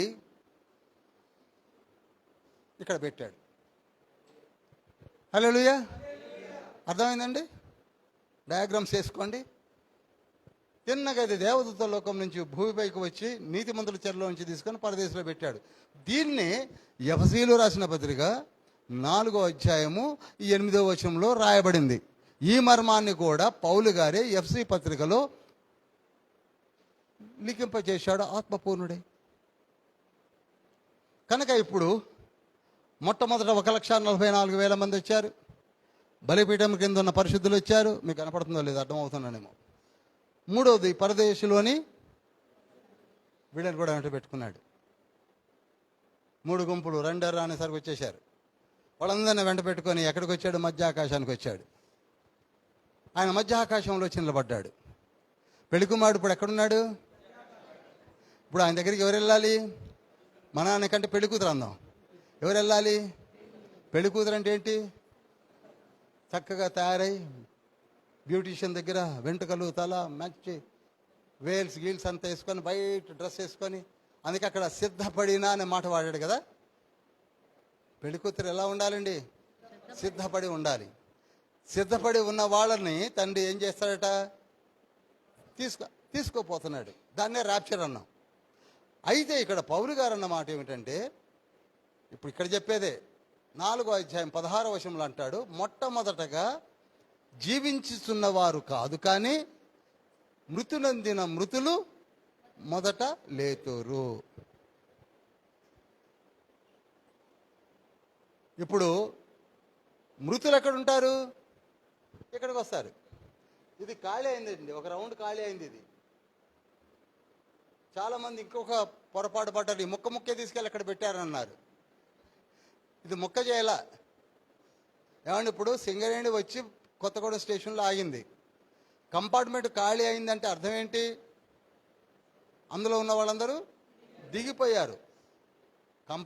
ట్రైన్ అక్కడనే ఉంది, కంపార్ట్మెంట్ అక్కడనే ఉంది. అదేవిధంగా ఈ చెర అక్కడనే ఉంది. ఇందులో కూడా కొంచెం తప్పులు దొర్లాయి. అందుకే చెప్తున్నాను మీకు. ఇక్కడ ఖాళీ చేయబడి పరదేశంలోనికి ఒక గుంపు వెళ్ళిపోయింది. దట్ ఈజ్ ఫస్ట్ తండ్రి తీసుకెళ్ళిన పరిశుద్ధులు. తర్వాత మరి చనిపోయిన వాళ్ళు మళ్ళీ నీతిమంతులు ఉన్నారు కదండి. దొంగ తర్వాత ఎంతమంది చనిపోతున్నారు? ఇప్పుడు చెప్దాం. డీజే దినకర్ గారు, మాసిలోమణి గారు, అజరయ్య గారు, దేవదాసయ్య గారు, భక్త సింగ్ గారు, సాదర్ సింగ్ గారు, చాలామంది ఉన్నారు. మన రామాబాయి గారు, చాలామంది. వీళ్ళందరూ మళ్ళీ ఎక్కడ చేరుతున్నారు? ఇక్కడికే వస్తున్నారు. నీతిమంతుల జైల్లోకి వచ్చేస్తున్నారు. ఇక్కడ ఉంటారు, ఇక్కడనే ఉంటారు. ఇప్పుడు ప్రభు మధ్యాకాశానికి వచ్చేసరికి తండ్రి దగ్గరికి వెళ్ళేది ఎవరు? ఇందులో ఉన్నటువంటి పరిశుద్ధులు వెళ్ళిపోతారు. వీరు వెళ్ళరు. వీళ్ళకి ఆ ర్యాప్చర్లో ఆకర్షించుకునే కెపాసిటీ కానీ, దాన్ని ఏమంటారు, అవకాశం కానీ, ఆ గొప్ప స్థితిని కానీ వాళ్ళకు కోల్పోయారు. ఎందుకని? మారు మనసు పొందకపోవడం వల్ల. ఇప్పుడు 4వ గుంపు ఎవరంటే వీళ్ళు. నేను రాయని అవసరం లేదు, మీకు తెలిసిపోతుంది. 4వ గుంపు ఎవరండి? ఇప్పుడు వీళ్ళు. ఇప్పుడు చూడండి, ఇక్కడ చదువుతున్నాను, చదవండి మేడం గారు. 16 ఆర్భాటముతోనూ ప్రధాన దూత శబ్దముతోనూ దేవుని బోరతోనూ పరలోకము నుండి ప్రభువు దిగివచ్చును. క్రీస్తు నందుండి మృతులైన వారు మొదట లేతురు. చూడండి, క్రీస్తు నందుండి మృతులైన వారు మొదట లేతురు. ఇప్పుడు లేచేది ఎవరు? మనము కాదు, బ్రతికున్నప్పుడు మధ్యాకాశానికి ఒకవేళ యేసయ్య వస్తే మనము కాదు లేచేది. ఎవరు లేస్తారు? క్రీస్తునందుండి. క్రీస్తు అంటే మారు మనసు పొందిన పరిశుద్ధులు లేస్తారు. దీనికి చాలా చాలా డాక్టర్స్ తోటి ఏవేవో చెప్పుకుంటున్నారు. అవన్నీ పక్కకు పెడితే మొట్టమొదటి లేచేది ఎవరు? క్రీస్తునందు పరిశుద్ధులైన నీతిమంతుల చెరలో ఉన్న గుంపు లేస్తుంది. ఇది 4వ గుంపు. ఇక 5వ గుంపు మనం, అనగా బ్రతికి ఉండి నీతిమంతులుగా జీవించుతున్న వారు రెప్పపాటులో మార్పు చెంది వెళ్ళిపోతామని క్లియర్గా ఇక్కడనే రాశాడు. క్రీస్తునందుండి మృతులైన వారు మొదట లేదు, ఆ మీదట సజీవులమై నిలిచి ఉండు మనము వారితో కూడా ఏకముగా ప్రభువుని ఎదుర్కొనుటకు ఆకాశ మండలమునకు మేఘముల మీద కొనిపోబడుదుము. This nature of incidents will be called as rapture. 5 గుంపులు. ఎన్ని గుంపులండి? ఒక గుంపు 1,44,000 మంది. 2వ గుంపు, 3వ గుంపు, 4వ గుంపు నీతిమంతుల చెరలో నుంచి లేచిన వాళ్ళు. 5వ గుంపు బ్రతికి ఉన్న మనం. ఈ ఇన్సిడెంట్ని నాకు తెలిసింది మీకు చెప్తున్నాను, జాగ్రత్తగా మీరు విన్నట్లయితే. ఒక ఇన్సిడెంట్ను తండ్రి ముందే లిఖింపజేశాడు, ఇటువంటి సందర్భాన్ని.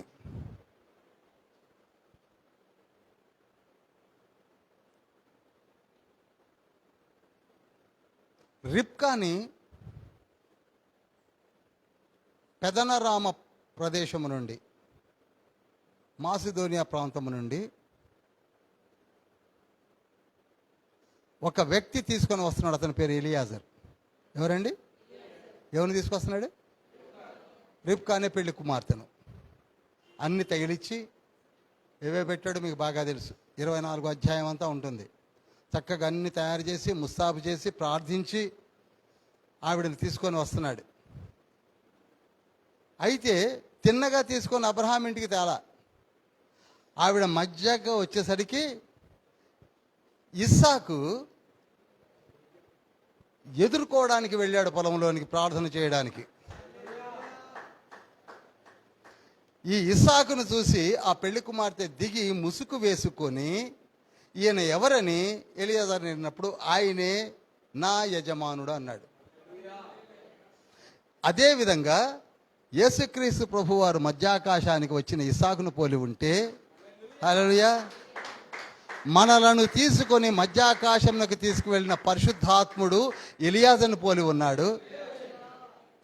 ఆ పెళ్లి కుమార్తెను పట్టుకొని తన గుడారములోనికి తీసుకుపోయిన యేసయ్యను పోలి ఉన్నాడు. హల్లెలూయా. ఆ విధంగా తండ్రే దిగి వచ్చి సంఘమును తీసుకొని వెళ్ళిన స్థితిని అక్కడ మనకి ఉటంకించి రాయించాడు తండ్రి. ఆదికాండం 24వ అధ్యాయంలో స్పష్టంగా ఉంటుంది. 63 నుంచి 67 వచ్చిన తర్వాత చదవండి. కనుక ప్రియులారా, మధ్యాకాశమునకు వచ్చినప్పుడు జరిగే ఇన్సిడెంట్స్ అన్నీ కూడా మనము చూశాం. ఇంతవరకు మీకు అర్థమైతే చాలు. ఎందుకనగా నేను ఎలాగో ప్రకటన గ్రంథంలో మళ్ళీ చెప్తాను. ప్రకటన గ్రంథంలో ఇంకా క్లియర్గా చెప్తాను. ఇంతవరకు అర్థమైతే చాలు. 5 గుంపులు ఏమిటో మీకు తెలిసే చాలు. 5 groups of persons are there. అది మీకు కళ్ళు మూసుకొని చెప్పచ్చు, చేతిని గుర్తుపెట్టుకోండి. 5 స్టెప్స్ ఫార్ములా, ఎఫ్సీఎల్ రాసిన పత్రిక 4:13.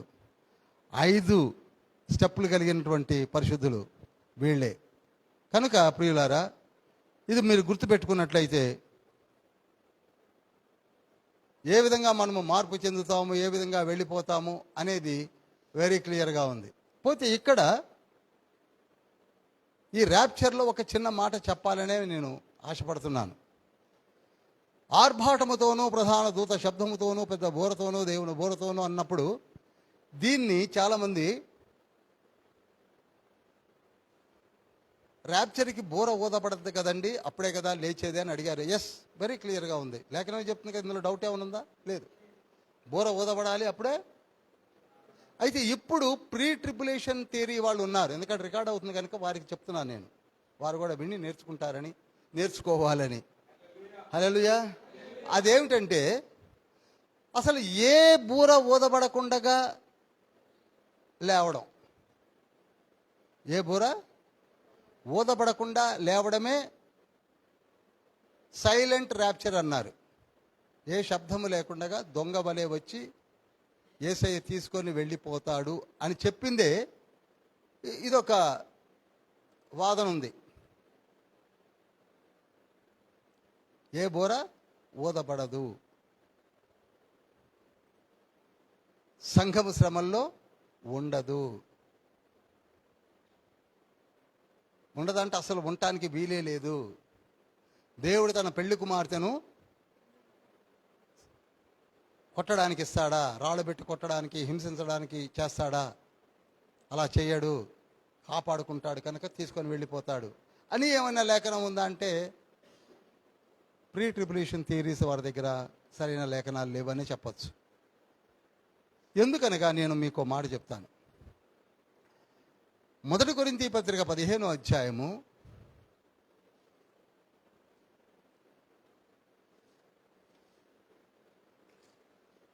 51వ వచనములో, ఇదిగో మీకు ఒక మర్మము తెలియజేస్తున్నాను, లేక తెలుపుతున్నాను, మనమందరము నిద్రించము కానీ నిమిషములో ఒక రెప్పపాటును కడబూరం రోగగానే మనమందరము మార్పు పొందుము. చూడండి, రెప్ప పాటున అనగా, మీకు మళ్ళీ చెప్తున్నాను, రెప్ప పాటున అనగా ఒకసారి కన్ను మూసి తెరవడాన్ని విభాగిస్తేనట 11 టైమ్స్ కట్ చేస్తే 11వ కట్ చేసిన యాక్షనే రెప్పపాటట.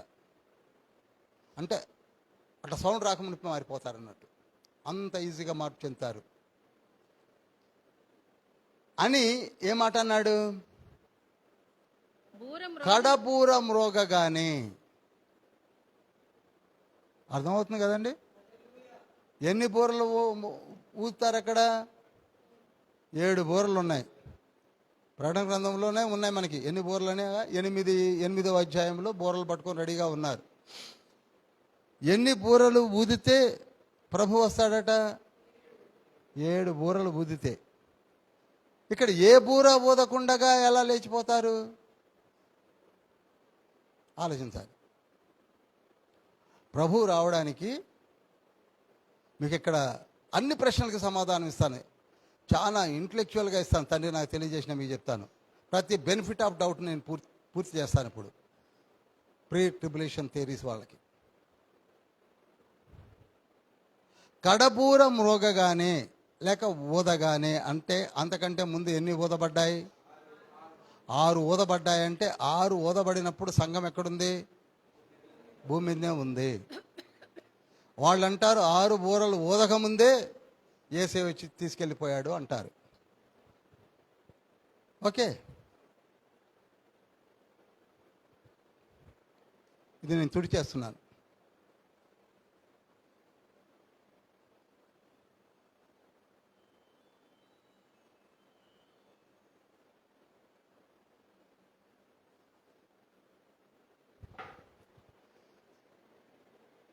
అసలు ఏ బూర ఊదక మునిపే యేసే తీసుకెళ్ళిపోతాడు అని చెప్తున్నారు. మీరు వినే ఉంటారు, కొందరు వినకపోయి ఉండొచ్చు, అది వేరే విషయం. ఆ అవేర్నెస్ లేకపోతే. ఒకవేళ వచ్చి తీసుకువెళితే దాన్ని మన భాషలో ఏమనాలి? ఇప్పుడే నేర్చుకున్నాక ర్యాప్చర్. ఎప్పుడు యేసయ్య వచ్చి తీసుకెళ్ళిన దాన్ని ఏమనాలండి? ర్యాప్చర్ అనాల్సిందే కదా. ర్యాప్చర్ అంటేనే తీసుకువెళ్ళడం. సరే, ఆ తర్వాత మళ్ళీ వచ్చి మనల్ని తీసుకెళ్ళాడు అనుకోండి, మళ్ళీ వచ్చి మనల్ని తీసుకెళ్తాడనుక ఇంకా ఎవరైనా ఉంటే అప్పుడు దాన్ని ఏమంటారు? సెకండ్ ర్యాప్చర్ అనాలి. లేదా మళ్ళీ వచ్చాడు అనుకోండి, దాన్ని ఏమంటారు? థర్డ్ ర్యాప్చర్ అనాలనా నాకు అనక్కర్లేదా? ఎప్పుడొచ్చి తీసుకెళ్ళినా ర్యాప్చర్ అనాల్సిందే కదా. ప్రకటన గ్రంథము 20వ అధ్యాయము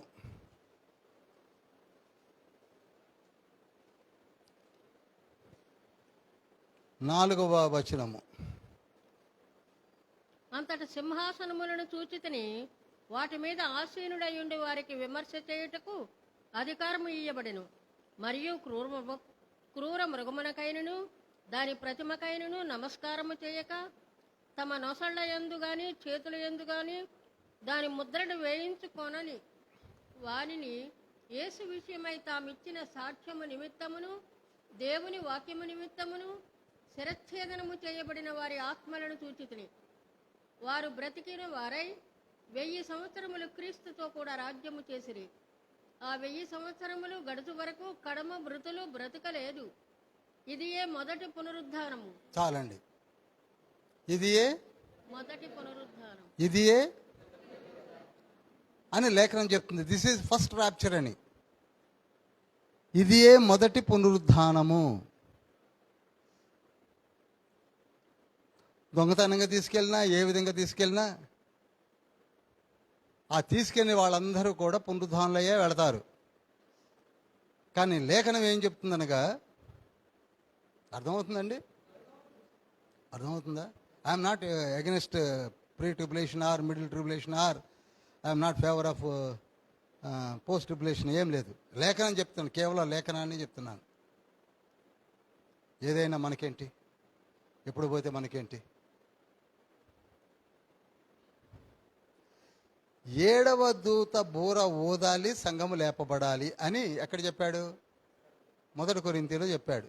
కడబూర మ్రోగగానే, మ్రోగితేనే ప్రభు తీసుకెళ్తాడని చెప్తే, అదే మాట ఇంకెక్కడ చెప్పాడు? 1 తెస్సలోనిక 4:16లో చెప్పాడు. అక్కడ ఏమని చెప్పాడు?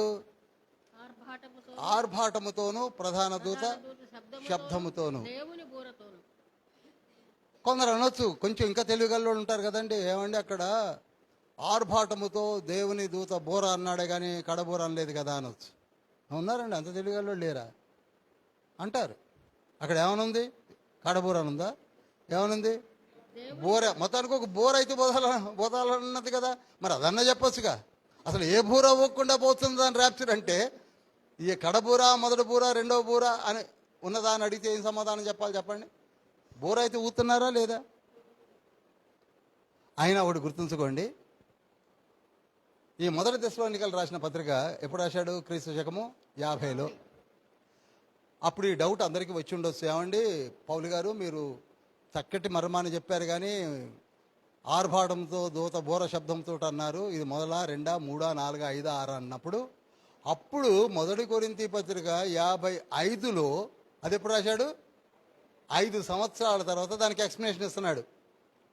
అది కడబూర నాయన అని.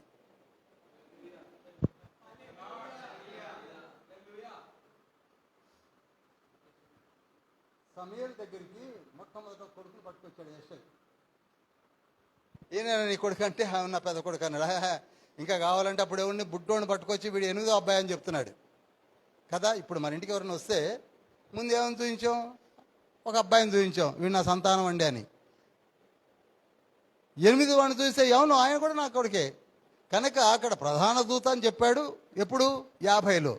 డౌట్ వచ్చింది కనుక 55లో ఏమంటున్నాడు ఇప్పుడు? చెప్పరు. కడబూర మ్రోగగానే. ఇప్పుడు తెలిసిందా పోనీ కడబూరని? నేనే రాస్తున్నాగా. అప్పుడు రాసింది నేనేగా, ఇప్పుడు రాసేది నేనేగా. అప్పుడు దాన్ని క్వశ్చన్ వేసారు, ఇప్పుడు దాన్ని క్వశ్చన్ ఎందుకు వేయరు? కడబూరని ఇప్పుడు ఎందుకు తీసుకోవట్లేదు? మీకు ఇష్టం లేదనా? హల్లెలూయా. లేఖనాలు బాగా చదవండి, ఇయర్స్ని లెక్కేసుకోండి. BRSS Bible research students, scholar students మనం. కనుక కడబూరం మ్రోగగానే జరిగేది ర్యాప్చర్.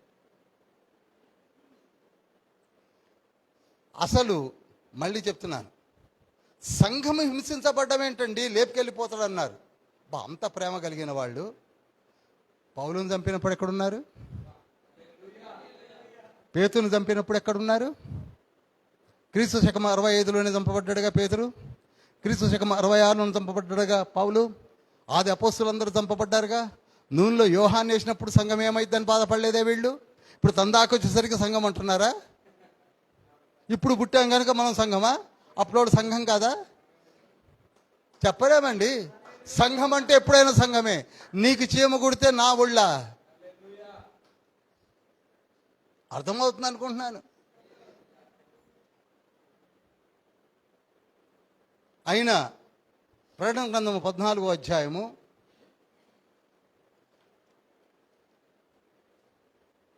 9వ వచనం నుండి, వేరొక దూత అనగా 3వ దూత వీరి వెంబడి వచ్చి గొప్ప స్వరంతో ఇలాగు చెప్పెను, ఆ క్రూర మృగమునకు గాని దాని ప్రతిమకు గాని ఎవడైనా నమస్కారం చేసి తన నొసటి ఎందేమి చేతి మీదేమి ఆ ముద్ర వేయించుకున్న ఎడల ఏమీ కలపకుండా దేవుని ఉగ్రతాపాత్రలో పోయబడిన దేవుని కోపమును మద్యమును వాడు త్రాగును. ఇంకా చూడండి, పరిశుద్ధ దూతల ఎదుటను గొర్రెపిల్ల ఎదుటను అగ్ని గంధకముల చేత వాడు బాధింపబడును. ఇది భూమి కింద లేదు. అగ్ని గంధకాలు లేక్ ఆఫ్ ఫైర్ ఎక్కడ ఉందని చెప్పి ఇందాక బోర్డు మీద చూపించాను. అక్కడ బాధింపబడతాడు. అనగా సంఘము క్రూర మృగము చేత హింసించబడాలి అని లేఖనమే చెప్తుంది. 12వ వచనం చూడండి. 12వ వచనము, దేవుని ఆజ్ఞలను యేసుని గూర్చిన విశ్వాసమును గైకొనుచున్న పరిశుద్ధుల ఓర్పు ఇందులో కనబడును. చాలనుకుంటున్నాను. సంఘం ఎక్కడుంది?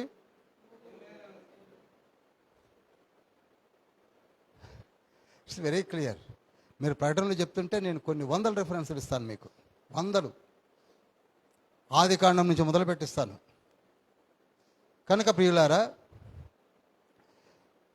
క్రూర మృగము, అబద్ధ ప్రవక్త అయిన ఇంకొక చిన్న క్రూర మృగము కలిసి మనలను హింసించబోతున్నాడు. అదే ప్రకటన గ్రంథం 13వ వచనంలో కూడా ఉంటుంది. ఒకసారి 13:7 చదివి ఆపేద్దాం.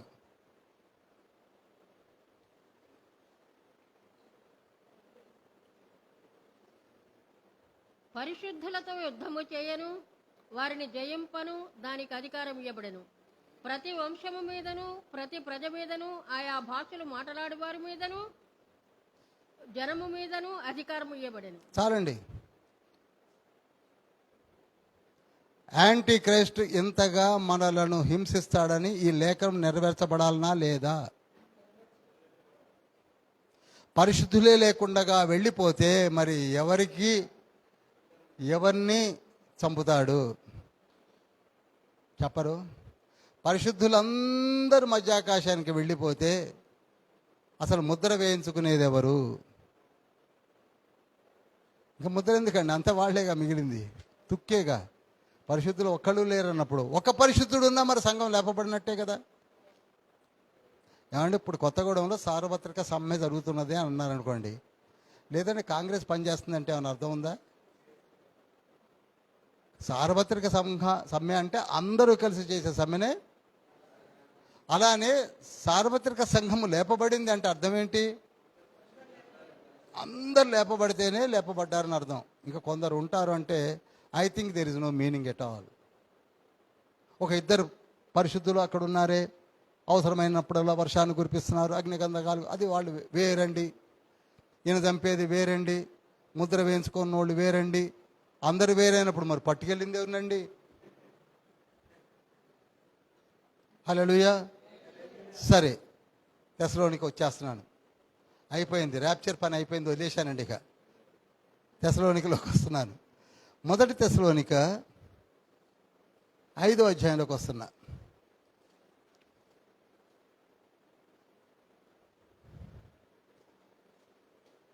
సహోదరులారా, 1వ వచనం, ఆ కాలములను గుర్తియు ఆ సమయములను గుర్తియు మీకు వ్రాయనక్కరలేదు. ఆహా, రాత్రి వేళ దొంగ ఎలాగు వచ్చును అలాగే ప్రభువు దినము వచ్చునని మీకు బాగుగా తెలియను. లోకులు నెమ్మదిగా ఉన్నది, భయమేమియూ లేదని చెప్పుకొనుచుండగా గర్భిణీ స్త్రీకి ప్రసవ వేదన వచ్చినట్లు వారికి ఆకస్మికంగా నాశనము తటస్థించును గనుక వారెవరును ఎంత మాత్రమును తప్పించుకొనలేరు. చదవండి. సహోదరులారా, ఆ దినము దొంగ వలె మీ మీదికి వచ్చుటకు మీరు చీకటిలో ఉన్నవారు కారు. మీరందరూ వెలుగు సంబంధులను పగటి సంబంధులనై ఉన్నారు. మనము రాత్రి వారము కాము, చీకటి వారము కాము. చాలండి. ఈ మాటలను మరి ఒక్క మారు మీరు ఇంట్లో చదవండి ఇంటికి వెళ్ళాక. ఆ కాలమునను గూర్చి అనగా ర్యాప్చర్ గురించి, ప్రభు మధ్యాకాశానికి ఎప్పుడొస్తాడు అనే విషయములను గురించి, ఆ సమయములను గూర్చి మీకు వ్రాయనక్కరలేదు అన్నాడు. అంటే మీకు బాగా తెలుసు అన్నాడు. చూశారా? మీకు బాగా తెలుసు. రాత్రి వేళ దొంగ ఎలాగ వచ్చునో అలాగే ప్రభువు దినము వచ్చునని మీకు బాగుగా తెలియను. దొంగ వలె వస్తాడంటే దొంగలాగా రావడం కాదండి. దొంగ జనరల్గా ఆదమరిచి ఉన్నప్పుడు ఏ విధంగా దొంగతనానికి వస్తాడో, ఆదమరిచి మనం ఉన్నప్పుడు ప్రభు ఆ విధంగా వస్తాడని పోల్చి చెప్పడమే తప్ప దొంగగా యేసయ్యని దొంగగా వస్తాడు తప్పు. ఆయన ఆదమరిచి ఉన్నప్పుడు వస్తాడని. లోకులు నెమ్మదిగా ఉన్నది భయమేమీ లేదని చెప్పుకొనుచుండగా, ఈ మాట చాలా ఇంపార్టెంట్. ప్రభు వచ్చినప్పుడు లోకం ఎలా ఉంటుంది? నెమ్మదిగా, ప్రశాంతంగా, ఇక ఏమీ కాదు, హ్యాపీగా ఉన్నది అన్నప్పుడు. అందుకని పాండమిక్ స్టేట్లో పెస్టిలెన్సెస్తో వాడు చచ్చిపోతున్నారు, వీడు చచ్చిపోతున్నారు, ఆ యుద్ధాలు ఇటు పడుతున్నాయి, ర్యాకెట్లు అటు పడుతున్నాయి, స్పుట్నిక్లు వాడేశారు, అటు కొట్టుకుంటున్నారు, ఇటు కొట్టుకుంటున్నారు. అప్పుడు రాడు ప్రభు. ప్రశాంతంగా ఉండి ఏముండదు, ఏం లేదు బ్రదర్, ఎవ్రీథింగ్ కాల్ కూమ్, అంతా బాగుంది, నెమ్మదిగా ఉంది. అప్పుడు వస్తాడట. ఇప్పుడు ఉక్రెయిన్ రష్యా కొట్టుకుంటుంటే రాడు ఈరోజు రాత్రి. లోకులు నెమ్మదిగా ఉన్నదని చెప్పుకున్నప్పుడు గర్భిణీ స్త్రీకి ప్రసవ వేదన వచ్చినట్లు అనుకోకుండా ఎప్పుడైతే 9 months నిండుతాయో అప్పుడు ఎలా అయితే నొప్పులు వస్తాయో అలా 9th month నుంచి గుర్తుంచుకోండి అని చెప్పాడు. కాబట్టి గర్భిణీ స్త్రీకి ప్రసవ వేదన ఎప్పుడు వస్తుందో కన్సీవ్ అయిన దగ్గర నుంచి లెక్కలు తెలుసండి. ఇప్పుడు మరి డాక్టర్లు అయితే మంత్స్, డేట్స్ కూడా చెప్పేస్తున్నారు. ఆ రోజులలో గర్భిణీ స్త్రీకి ప్రసవం వస్తుందంటే అసలు ఎప్పుడు పుడుతుందో తెలియదు అన్నట్టుగా భయపడతారన్న ఒక పారబుల్ని ఎత్తిపెట్టేదని చెప్పాడు. సరే సహోదరులారా, ఆ దినమున దొంగ వలె మీ మీదకి వచ్చుటకు మీరు చీకటిలో ఉన్నవారు కాదు. మనము చీకట్లో ఉన్నామా? చెప్పండి. మనం ఎలా ఉన్నామట? వెలుగులో ఉన్నాం. మీరందరూ వెలుగు సంబంధులను, పగటి సంబంధులునై ఉన్నారు. మనము రాత్రి వారము కాము, చీకటి వారము కాము. కనుక ఇతరుల వలె నిద్రపోయి గురి పెట్టి ఉండకుండా ఉండండి అని చెప్తున్నాడు.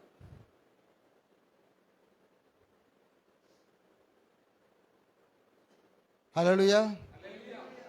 Very clear, very clear. మీకు బాగుగా తెలియను.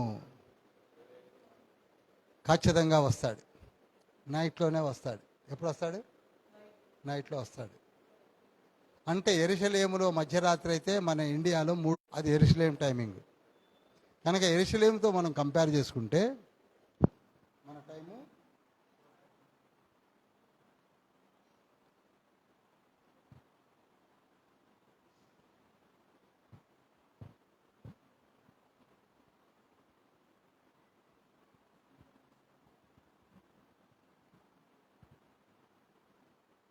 6:13 అండి. ఇప్పుడు జెరూసలేం టైం 6:13.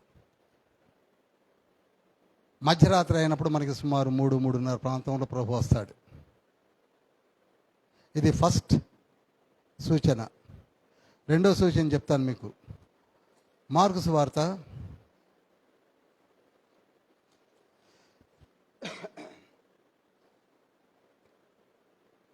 13వ అధ్యాయము 28వ వచనము.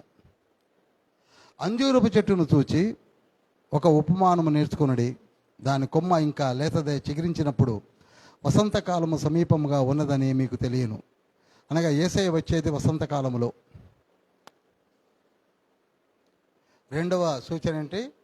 నోట్ చేయండి. వసంతకాలము.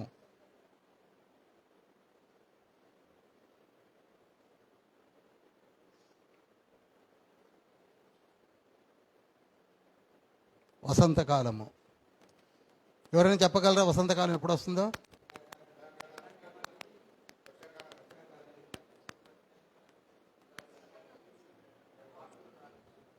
చలికాలము, ఎండాకాలము మధ్యకాలాన్ని వసంతకాలం అంటారు. నోట్ చేయండి. ఈ కన్ఫ్యూజన్ ఉంటుంది. నంబర్ 1 ఏమిటి? మధ్యరాత్రి వస్తాడు. నంబర్ 2 ఏమిటి?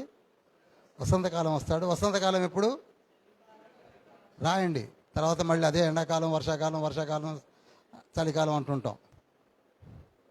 అందుకే యేసుక్రీస్తు ప్రభు వారు ఎందుకన్నాడంటే, మత్తయి సువార్త 24వ అధ్యాయము ఒకసారి తీయండి. మత్తయి సువార్త 24వ అధ్యాయము 20వ వచనములో,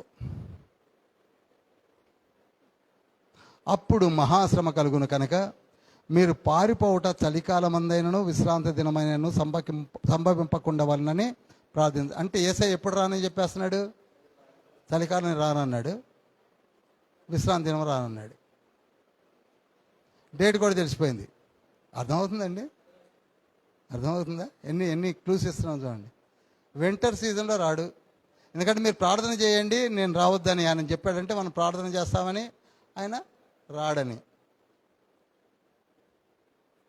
ఎప్పుడు రాడట? చలికాలం రాడట. విశ్రాంతి దినమును కూడా రానన్నాడు. సండే కాదు, శనివారం.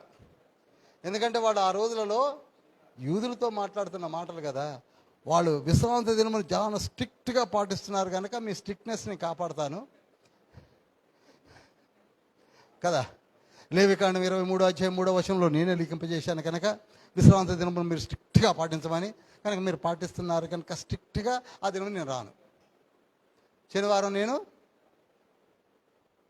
చలికాలం నేను, పగలు నేను. ఎప్పుడు వస్తాడట? రాత్రే వస్తానంటున్నాడు.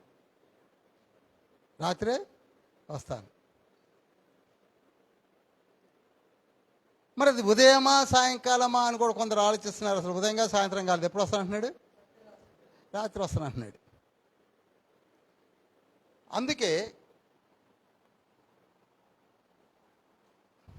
మార్కులోకి వస్తున్నాను మళ్ళీ.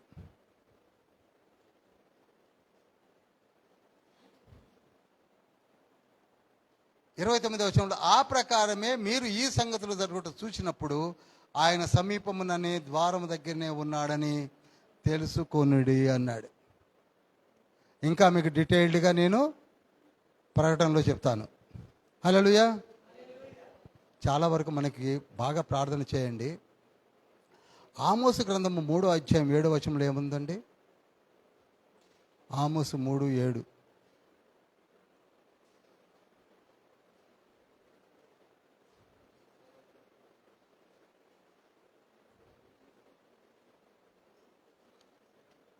చదవండి.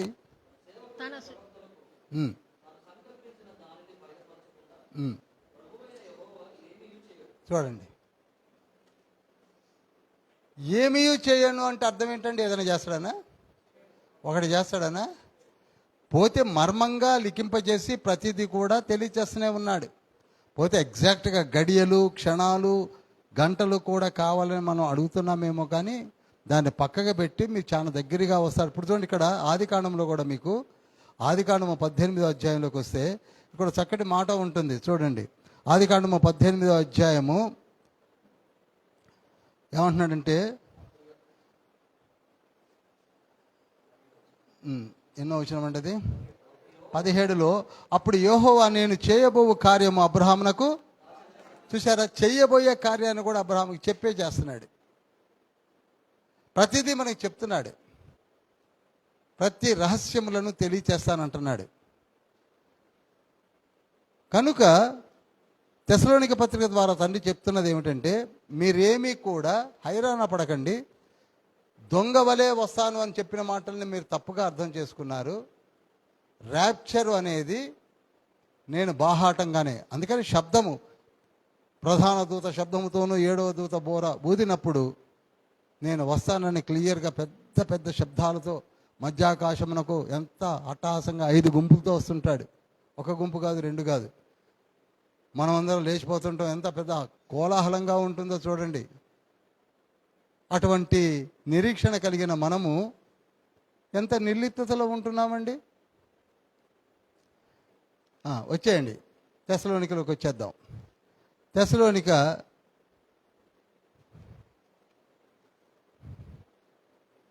కాపాడుతాడు తండ్రి మనలను అని వెరీ క్లియర్గా చెప్తున్నాడు 9వ వచనంలో 5:9. ఎందుకనగా మన ప్రభువైన యేసుక్రీస్తు ద్వారా రక్షణ పొందుటకే దేవుడు మనల్ని నియమించిన కానీ ఉగ్రత పాలొకటకు నియమించలేదు. దీన్ని కూడా అపార్థం చేసుకున్నారు. ఉగ్రత పాలొకటకు నియమింపలేదు అంటే ఉగ్రతలోనికి నిన్ను వెళ్లకుండగా కాపాడుతాను అని అర్థం. ఇప్పుడు ఈజిప్టులో దగ్గర దగ్గర 25 లక్షల కాలిబలం ఉంది. గోషెను దేశంలో ఉన్నారు. మోషే గారు 12 సూచన క్రియలు చేస్తున్నాడు అక్కడ. ఆ 12 సూచన క్రియలలో ఈజిప్ట్లో చేసినవి 10, బయటకు వచ్చాక చేసినవి 2, 12. ఈ 10 సూచన క్రియలలో కూడా ప్రజలు అక్కడనే ఉన్నారా లేరా చెప్పండి. ఉన్నారా లేదా? 3 దినములు చీకటి కలిగాను, కానీ గోషెను దేశంలో చీకటే లేదు. జ్యేష్ఠులందరూ చచ్చిపోయారు ఈజిప్ట్లో, వాళ్ళ జ్యేష్ఠులు రక్షించబడ్డారు. నీళ్లు రక్తంగా మారిపోయింది. వీళ్ళు రక్తాన్ని లేని నీళ్లు, శ్రేష్టమైన నీళ్ళే తాగారు. దద్దుర్లు వచ్చాయి, కప్పలు వచ్చాయి, మిడతలు వచ్చాయి, ఈగలు వచ్చాయి, ఏమి రాలేదు, అన్నీ వచ్చాయి. వీళ్ళు ఎక్కడున్నారు? అక్కడనే ఉన్నారు. మనం ఇక్కడనే ఉంటాం. సంఘం హింసించబడితే తండ్రి చూస్తాడా? అదే షడ్రక్ మెషక్ అబ్దెనెగోని తీసుకెళ్ళి అగ్నిలో పారేస్తే అప్పుడు ఆ సంఘం కాదా?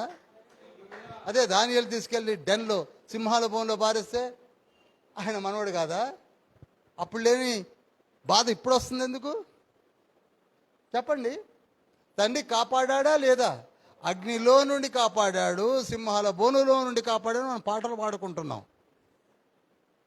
అది కేవలం అప్పుడు వరకు. ఇక్కడికి వచ్చేసరికి మనం లేస్తామా లేవా అనే కాడికి మనం లేచిపోతాం అంటున్నారు.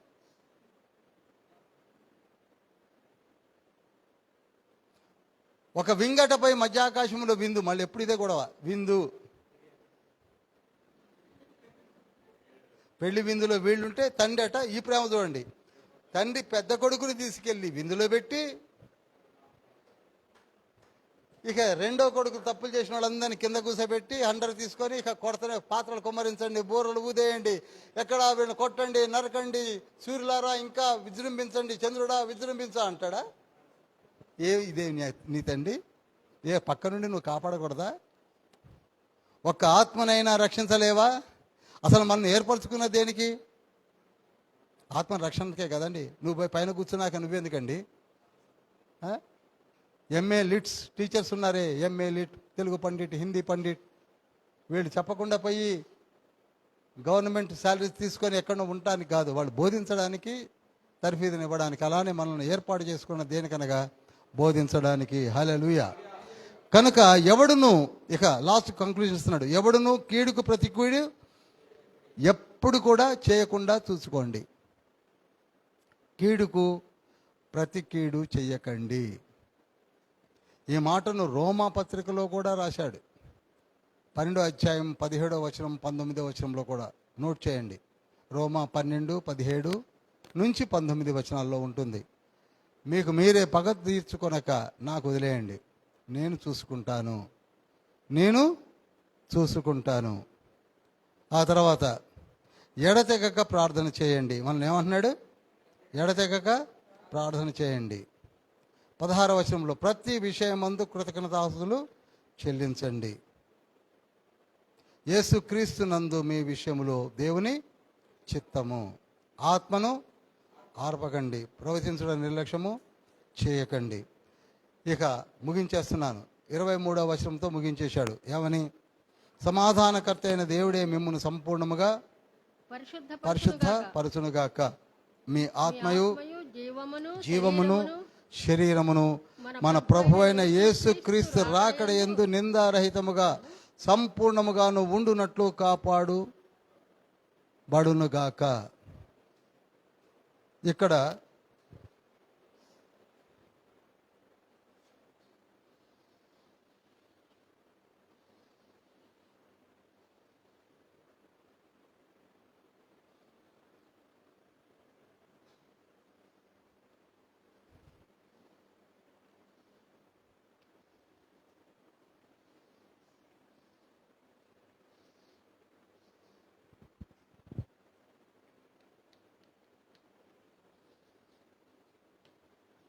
ప్రస్తుతానికి మనిషి అనుకున్నట్లయితే మీరు 1, 2, 3 ఉన్నాయని చెప్తున్నాడు తండ్రి.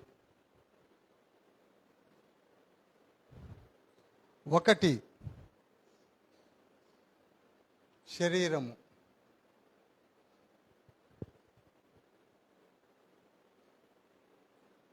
మనకు కనపడే శరీరము.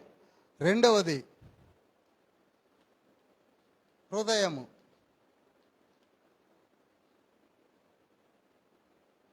3వది ఆత్మ లేక స్పిరిట్.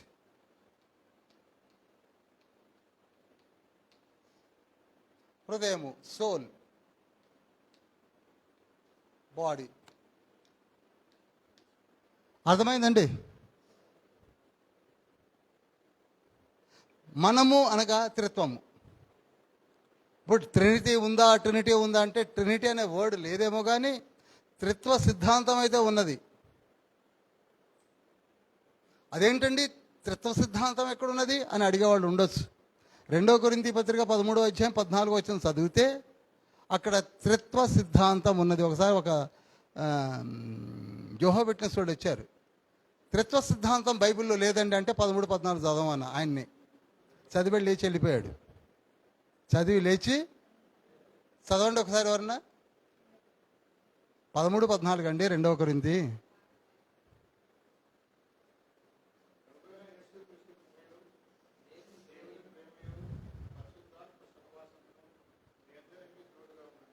అదేంటండి మళ్ళీ ఒకసారి.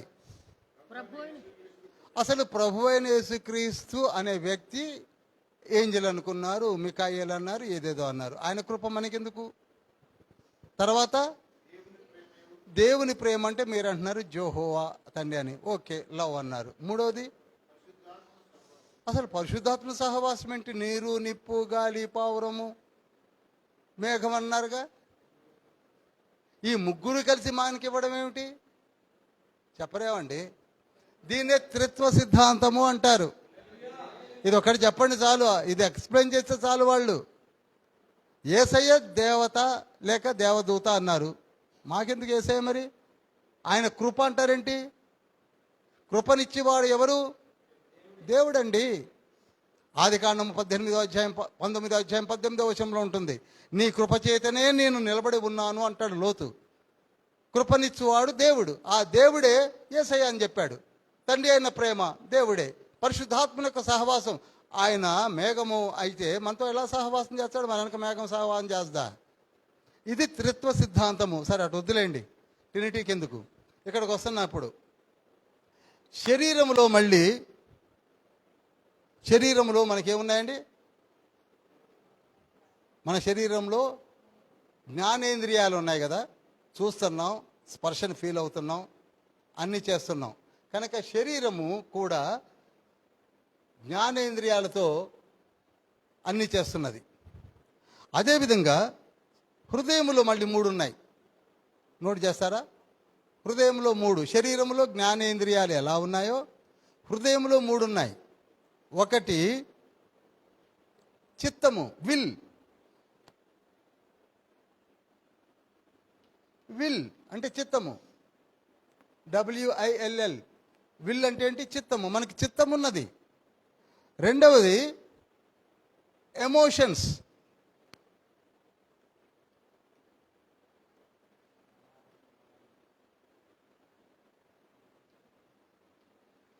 ఎమోషన్స్ అంటే భావోద్రేకాలు.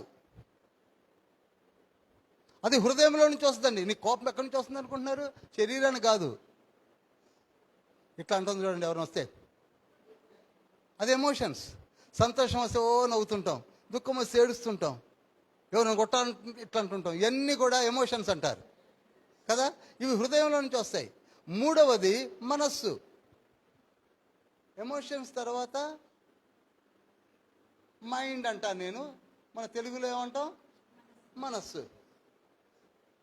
ఇది హృదయానికి సంబంధించింది. కనుక మారు మనసు పొందాలంటే శరీరానికి సంబంధించింది కాదు. ఎవరికి సంబంధించింది? కోపోద్రేకాలు, భావోద్రేకాలు, సంతోషము, ఏడుపు, దుఃఖము ఇవన్నీ ఎక్కడి నుంచి వస్తున్నాయి? హృదయంలో నుంచి. ఇక నా చిత్తం, నా ఇష్టం నేను చెయ్యను. అందుకే దేవుడు మన చిత్తాన్ని మనకి ఇచ్చాడు కనుకనే బతిమలాడుతున్నాడు, రండర్రా. ఈ తరము వారిని దేనితో పోల్చుతున్న సంత వీధులలో కూర్చొని ఉండి పిల్లలను కూడా విభూతిమి కానీ మీరు నాట్యం ఆడరైతిరి, రొమ్ము కొట్టుకుంటే కానీ ఏడవరైతిరి, మేము దుఃఖిస్తున్నాం కానీ నవ్వుకుంటున్నారు అన్నది ఎందుకు? మనకి విల్లుంది కనుక నా ఇష్టం. చాలా వరకు ఏమంటే చిన్న పిల్లోడు నా ఇష్టం, నా ఇష్టం, దట్ ఈస్ కాల్డ్ విల్. అందుకే మారు మనసు పొందండి, మారు మనసు పొందండి అని యోహాను పంపించాడు, యేసయ్య వచ్చాడు, అపోస్తలుని పంపించాడు, దైవజనుని పంపించాడు. ఏమంటే మారు మనసు పొందండి. ఎందుకంటే అది మనకి ఇచ్చిన ఇండివిజువల్ క్యాలిబర్. అందుకే విల్లుంది, భావోద్రేకాలు ఉన్నాయి, మనసు ఉన్నది. అందుకే మారు మనసు పొందండి, మారు మనసు పొందండి అని బతిమలాడాల్సి వచ్చింది. ఇకపోతే స్పిరిట్. ఈ స్పిరిట్ టైము లేదు కానీ, లేకపోతే నేను ముగ్గురు నిలబెట్టి చూస్తే బెస్ట్ ఏమో. ముగ్గురు నిలబడతారు ఎవరైనా? మళ్ళీ రాదు కనుక ముగ్గురు నిలబడి నంబర్ 1, 2 సందీప్ నువ్వు కూడా రా, విజయ్ రండి, ఇలా అడ్డంగా నిలబడండి. ఇటు ఇటు ఇటు ఇటు తిరిగి ఇటు తిరిగి మేడం గారికి వెళ్ళి తిరగండి. నువ్వు ఆయనకి నిలబడు, నువ్వే ముందు నిలబడు, నువ్వు ముందు నిలబడు, నువ్వు మధ్యలో నిలబడు, ఇట్లా నిలబడండి. వీళ్ళు ముగ్గురండి. ఎవరు? మనమే. ఎవరు? వీళ్ళు ఎవరు కాదు, మనమే. ఎవరు? మనమే. ఇది స్పిరిట్, ఆత్మ. అర్థమవుతుందండి? స్పిరిట్ ఎవరు? తెలుగులో చెప్పండి. స్పిరిట్ అంటే ఆత్మ, హృదయం.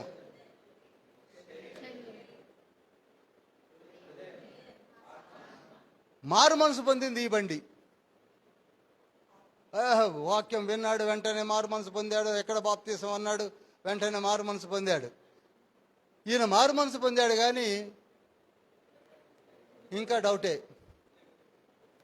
అసలు సంబంధం మంచిగా చూడండి, దిట్టంగా ఉంది. శరీరం ఎలా ఉంది? దిట్టంగా ఉంది.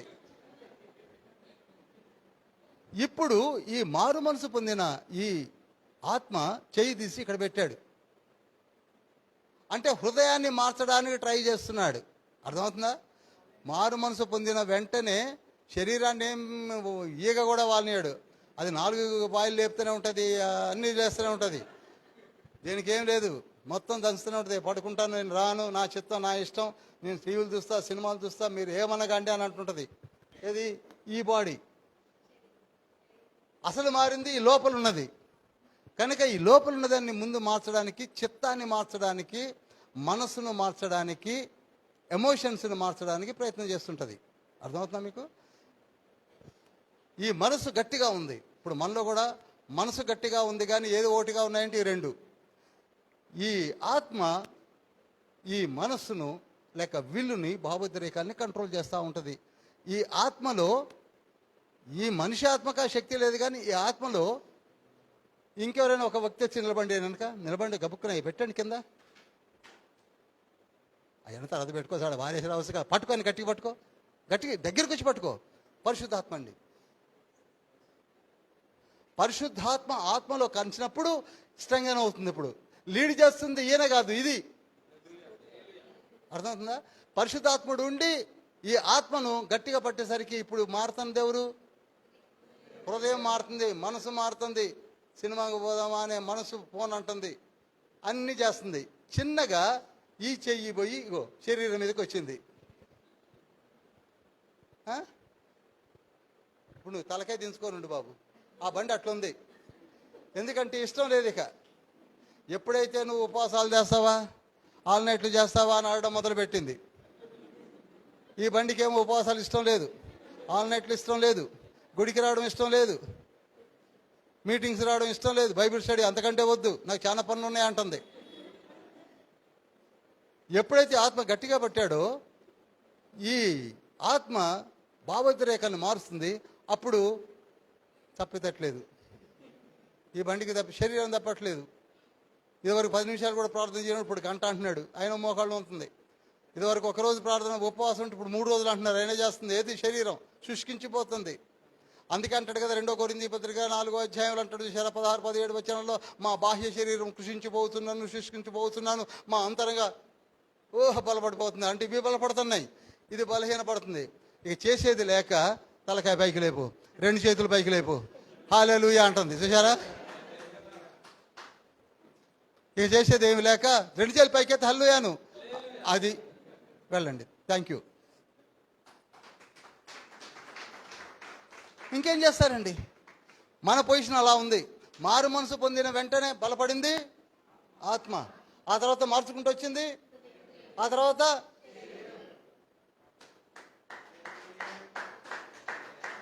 అందుకే ఆ తండ్రి అన్నాడు, వై డు యు వరీ, నువ్వు మారు, నా ఆత్మ నీలో పెట్టేస్తా. అప్పుడు పట్టుకున్నాడుగా, ఎహగని కదనీయుడు. ఆ ఆత్మ చూసుకుంటాడు. అయ్యా గల్తీలు రాసిన పత్రిక 5వ అధ్యాయం 16వ వచనంలో ఆత్మ తండ్రి చూసుకుంటాడు. నీకెందుకు విచారము? ఏమండి? రోమిలి రాసిన పత్రిక 5వ అధ్యాయము 19వ వచనం, ఆత్మ చూసుకుంటాడు, నీకెందుకు విచారము? ఏమండి? 1 కొరింథీ పత్రిక 14వ అధ్యాయము 15వ వచనం, ఆత్మ చూసుకుంటాడు, నీకెందుకు విచారం? నీ మనసును కూడా కంట్రోల్ చేసుకుంటాడు. ఎవరు? ఆత్మ. నేను మనసుతోనూ పాడుదును. ఒకసారి చదువుతారండి ఎవరన్నా? 14:15 1 కొరింథీ. చూడండి, ఇప్పుడు ఆత్మతో ప్రార్థన చేయుదును. ఇప్పుడు చూశారా పరిశుద్ధాత్ముడు ఎక్కడ తీసుకొచ్చాడు? చెప్పరేమండి? తర్వాత ఆత్మతో పాడుదును. ఇంతకుముందు మనం చర్చిలోకి వస్తే ఊరినే మనసు ఎక్కడ ఉంటుంది? దేవునికి స్తోత్రము గానము చేయుటయే మంచిది.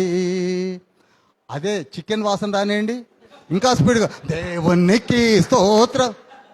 నో నో నో నీకు చికెన్ వాసన వచ్చినా రాకపోయినా ఆత్మతో పాడతావు. ఏమండి? మనసుతో పాడతావు. ఎందుకని? కంట్రోల్కి వెళ్ళిపోయావు. ఇప్పుడు నువ్వు అందుకే ఏం చేయలేను. నేనేం చేస్తాను? ఏం చేసినా వేయలేదు. ఎందుకంటే ఏమంటే ఫాస్టింగ్లు అంటున్నారు. అది ఆ సాల్మన్ లాగా అయిపోతాం కదా. ఎప్పుడు చూడు ఫాస్టింగ్లే అంటుండే నీకేం చేస్తుంది శరీరం? కనుక శరీరాన్ని కంట్రోల్ చేసేది ఎవరు? Spirit body. అందుకే 1 కొరింథీ పత్రిక 6వ అధ్యాయము 17వ వచనంలో ఏమున్నది? ఓ టైం అయిపోయిందండి. అటువలే ప్రభువుతో కలుసుకున్నవాడు ఆయనతో ఏకాత్మయ్య ఉన్నాడు. హల్లెలూయా. ఇప్పుడు చూశారా, ఆత్మ తండ్రి వచ్చి మనల్ని ఎలా అయితే పట్టుకున్నాడో అలా గట్టిగా పట్టేసుకున్నప్పుడు ఏకాత్మ అయిపోయి, ఇప్పుడు మారు మనసు పొందడం వల్ల ఎన్ని లాభాలున్నాయో మీకు అర్థమైందండి. మారు మనసు అంటే ఏంటనుకుంటున్నారు? నీకు నీవుగా పక్కకు కూర్చోవడం కాదు, నీలోనికి గట్టిగా వచ్చి ఇంకా నీకెందుకండి. ఇప్పుడు కొందరు ఆలోచిస్తుంటారు, నువ్వు ఒంటరిగా కూర్చొని ఎంత ఆలోచించినా రేపు 1,00,000 రూపాయలు కావాలని ఇట్లంటే ఏం రాదు. ఇచ్చే తండ్రి కావాలి. హల్లెలూయా. కనుక నీవు ఏం చేయమన్నాడు తండ్రి? అందుకే ఏమన్నాడు? 23వ వచనం, సమాధానకర్తయగు దేవుడే మిమ్మల్ని సంపూర్ణముగా పరిశుద్ధపరచుగాక. మనల్ని పరిశుద్ధంగా సంపూర్ణంగా చేసేది ఎవరట? అక్కడ ఉన్నదే చెప్పండి. సమాధానకర్త అయిన దేవుడే మనలను ఎలా చేస్తాడట పరిశుద్ధంగా? ఇప్పుడు చెప్పిన మోడలే. నీ ఆత్మలోనికి ఆయన ఆత్మను పెట్టి, ఆత్మతో నీ మనసును పట్టుకొని, మనసుతో శరీరాన్ని పట్టుకొని అసలు బెసకనీయను అని చెప్తున్నాడు. అర్థమైందండి? లేకపోతే 1998లో నేను మారు మనసు పొందకముందు నా పరిస్థితి ఎంత దిగజారుడుగా ఉన్నదో, ఇప్పుడు ఎందుకు అంత గట్టిగా ఉన్నానంటే నన్ను కట్టేసారండి. అన్ని కట్టి పారేశాడు. ఎవరు? ఆత్మ తండ్రి వచ్చాడు. కదలనీయుడు, అసలు కదలనీయుడు. హల్లెలూయా. అందుకే మొదటి దశలోనికెళ్ళి పత్రికలో తండ్రి చెప్పింది ఏమిటంటే, డోంట్ వరీ, నీవు నా బిడ్డవు, నీకు నిరీక్షణ ఉన్నది, నిన్ను నేనే సిద్ధపరుస్తున్నాను, మొత్తం నా కంట్రోల్లోకి తీసుకున్నాను, నీవు లే, ప్రకటించు. ఇదే విషయాలందరికీ చెప్పమంటాడు. అందరూ లేచి నిలబడదాం.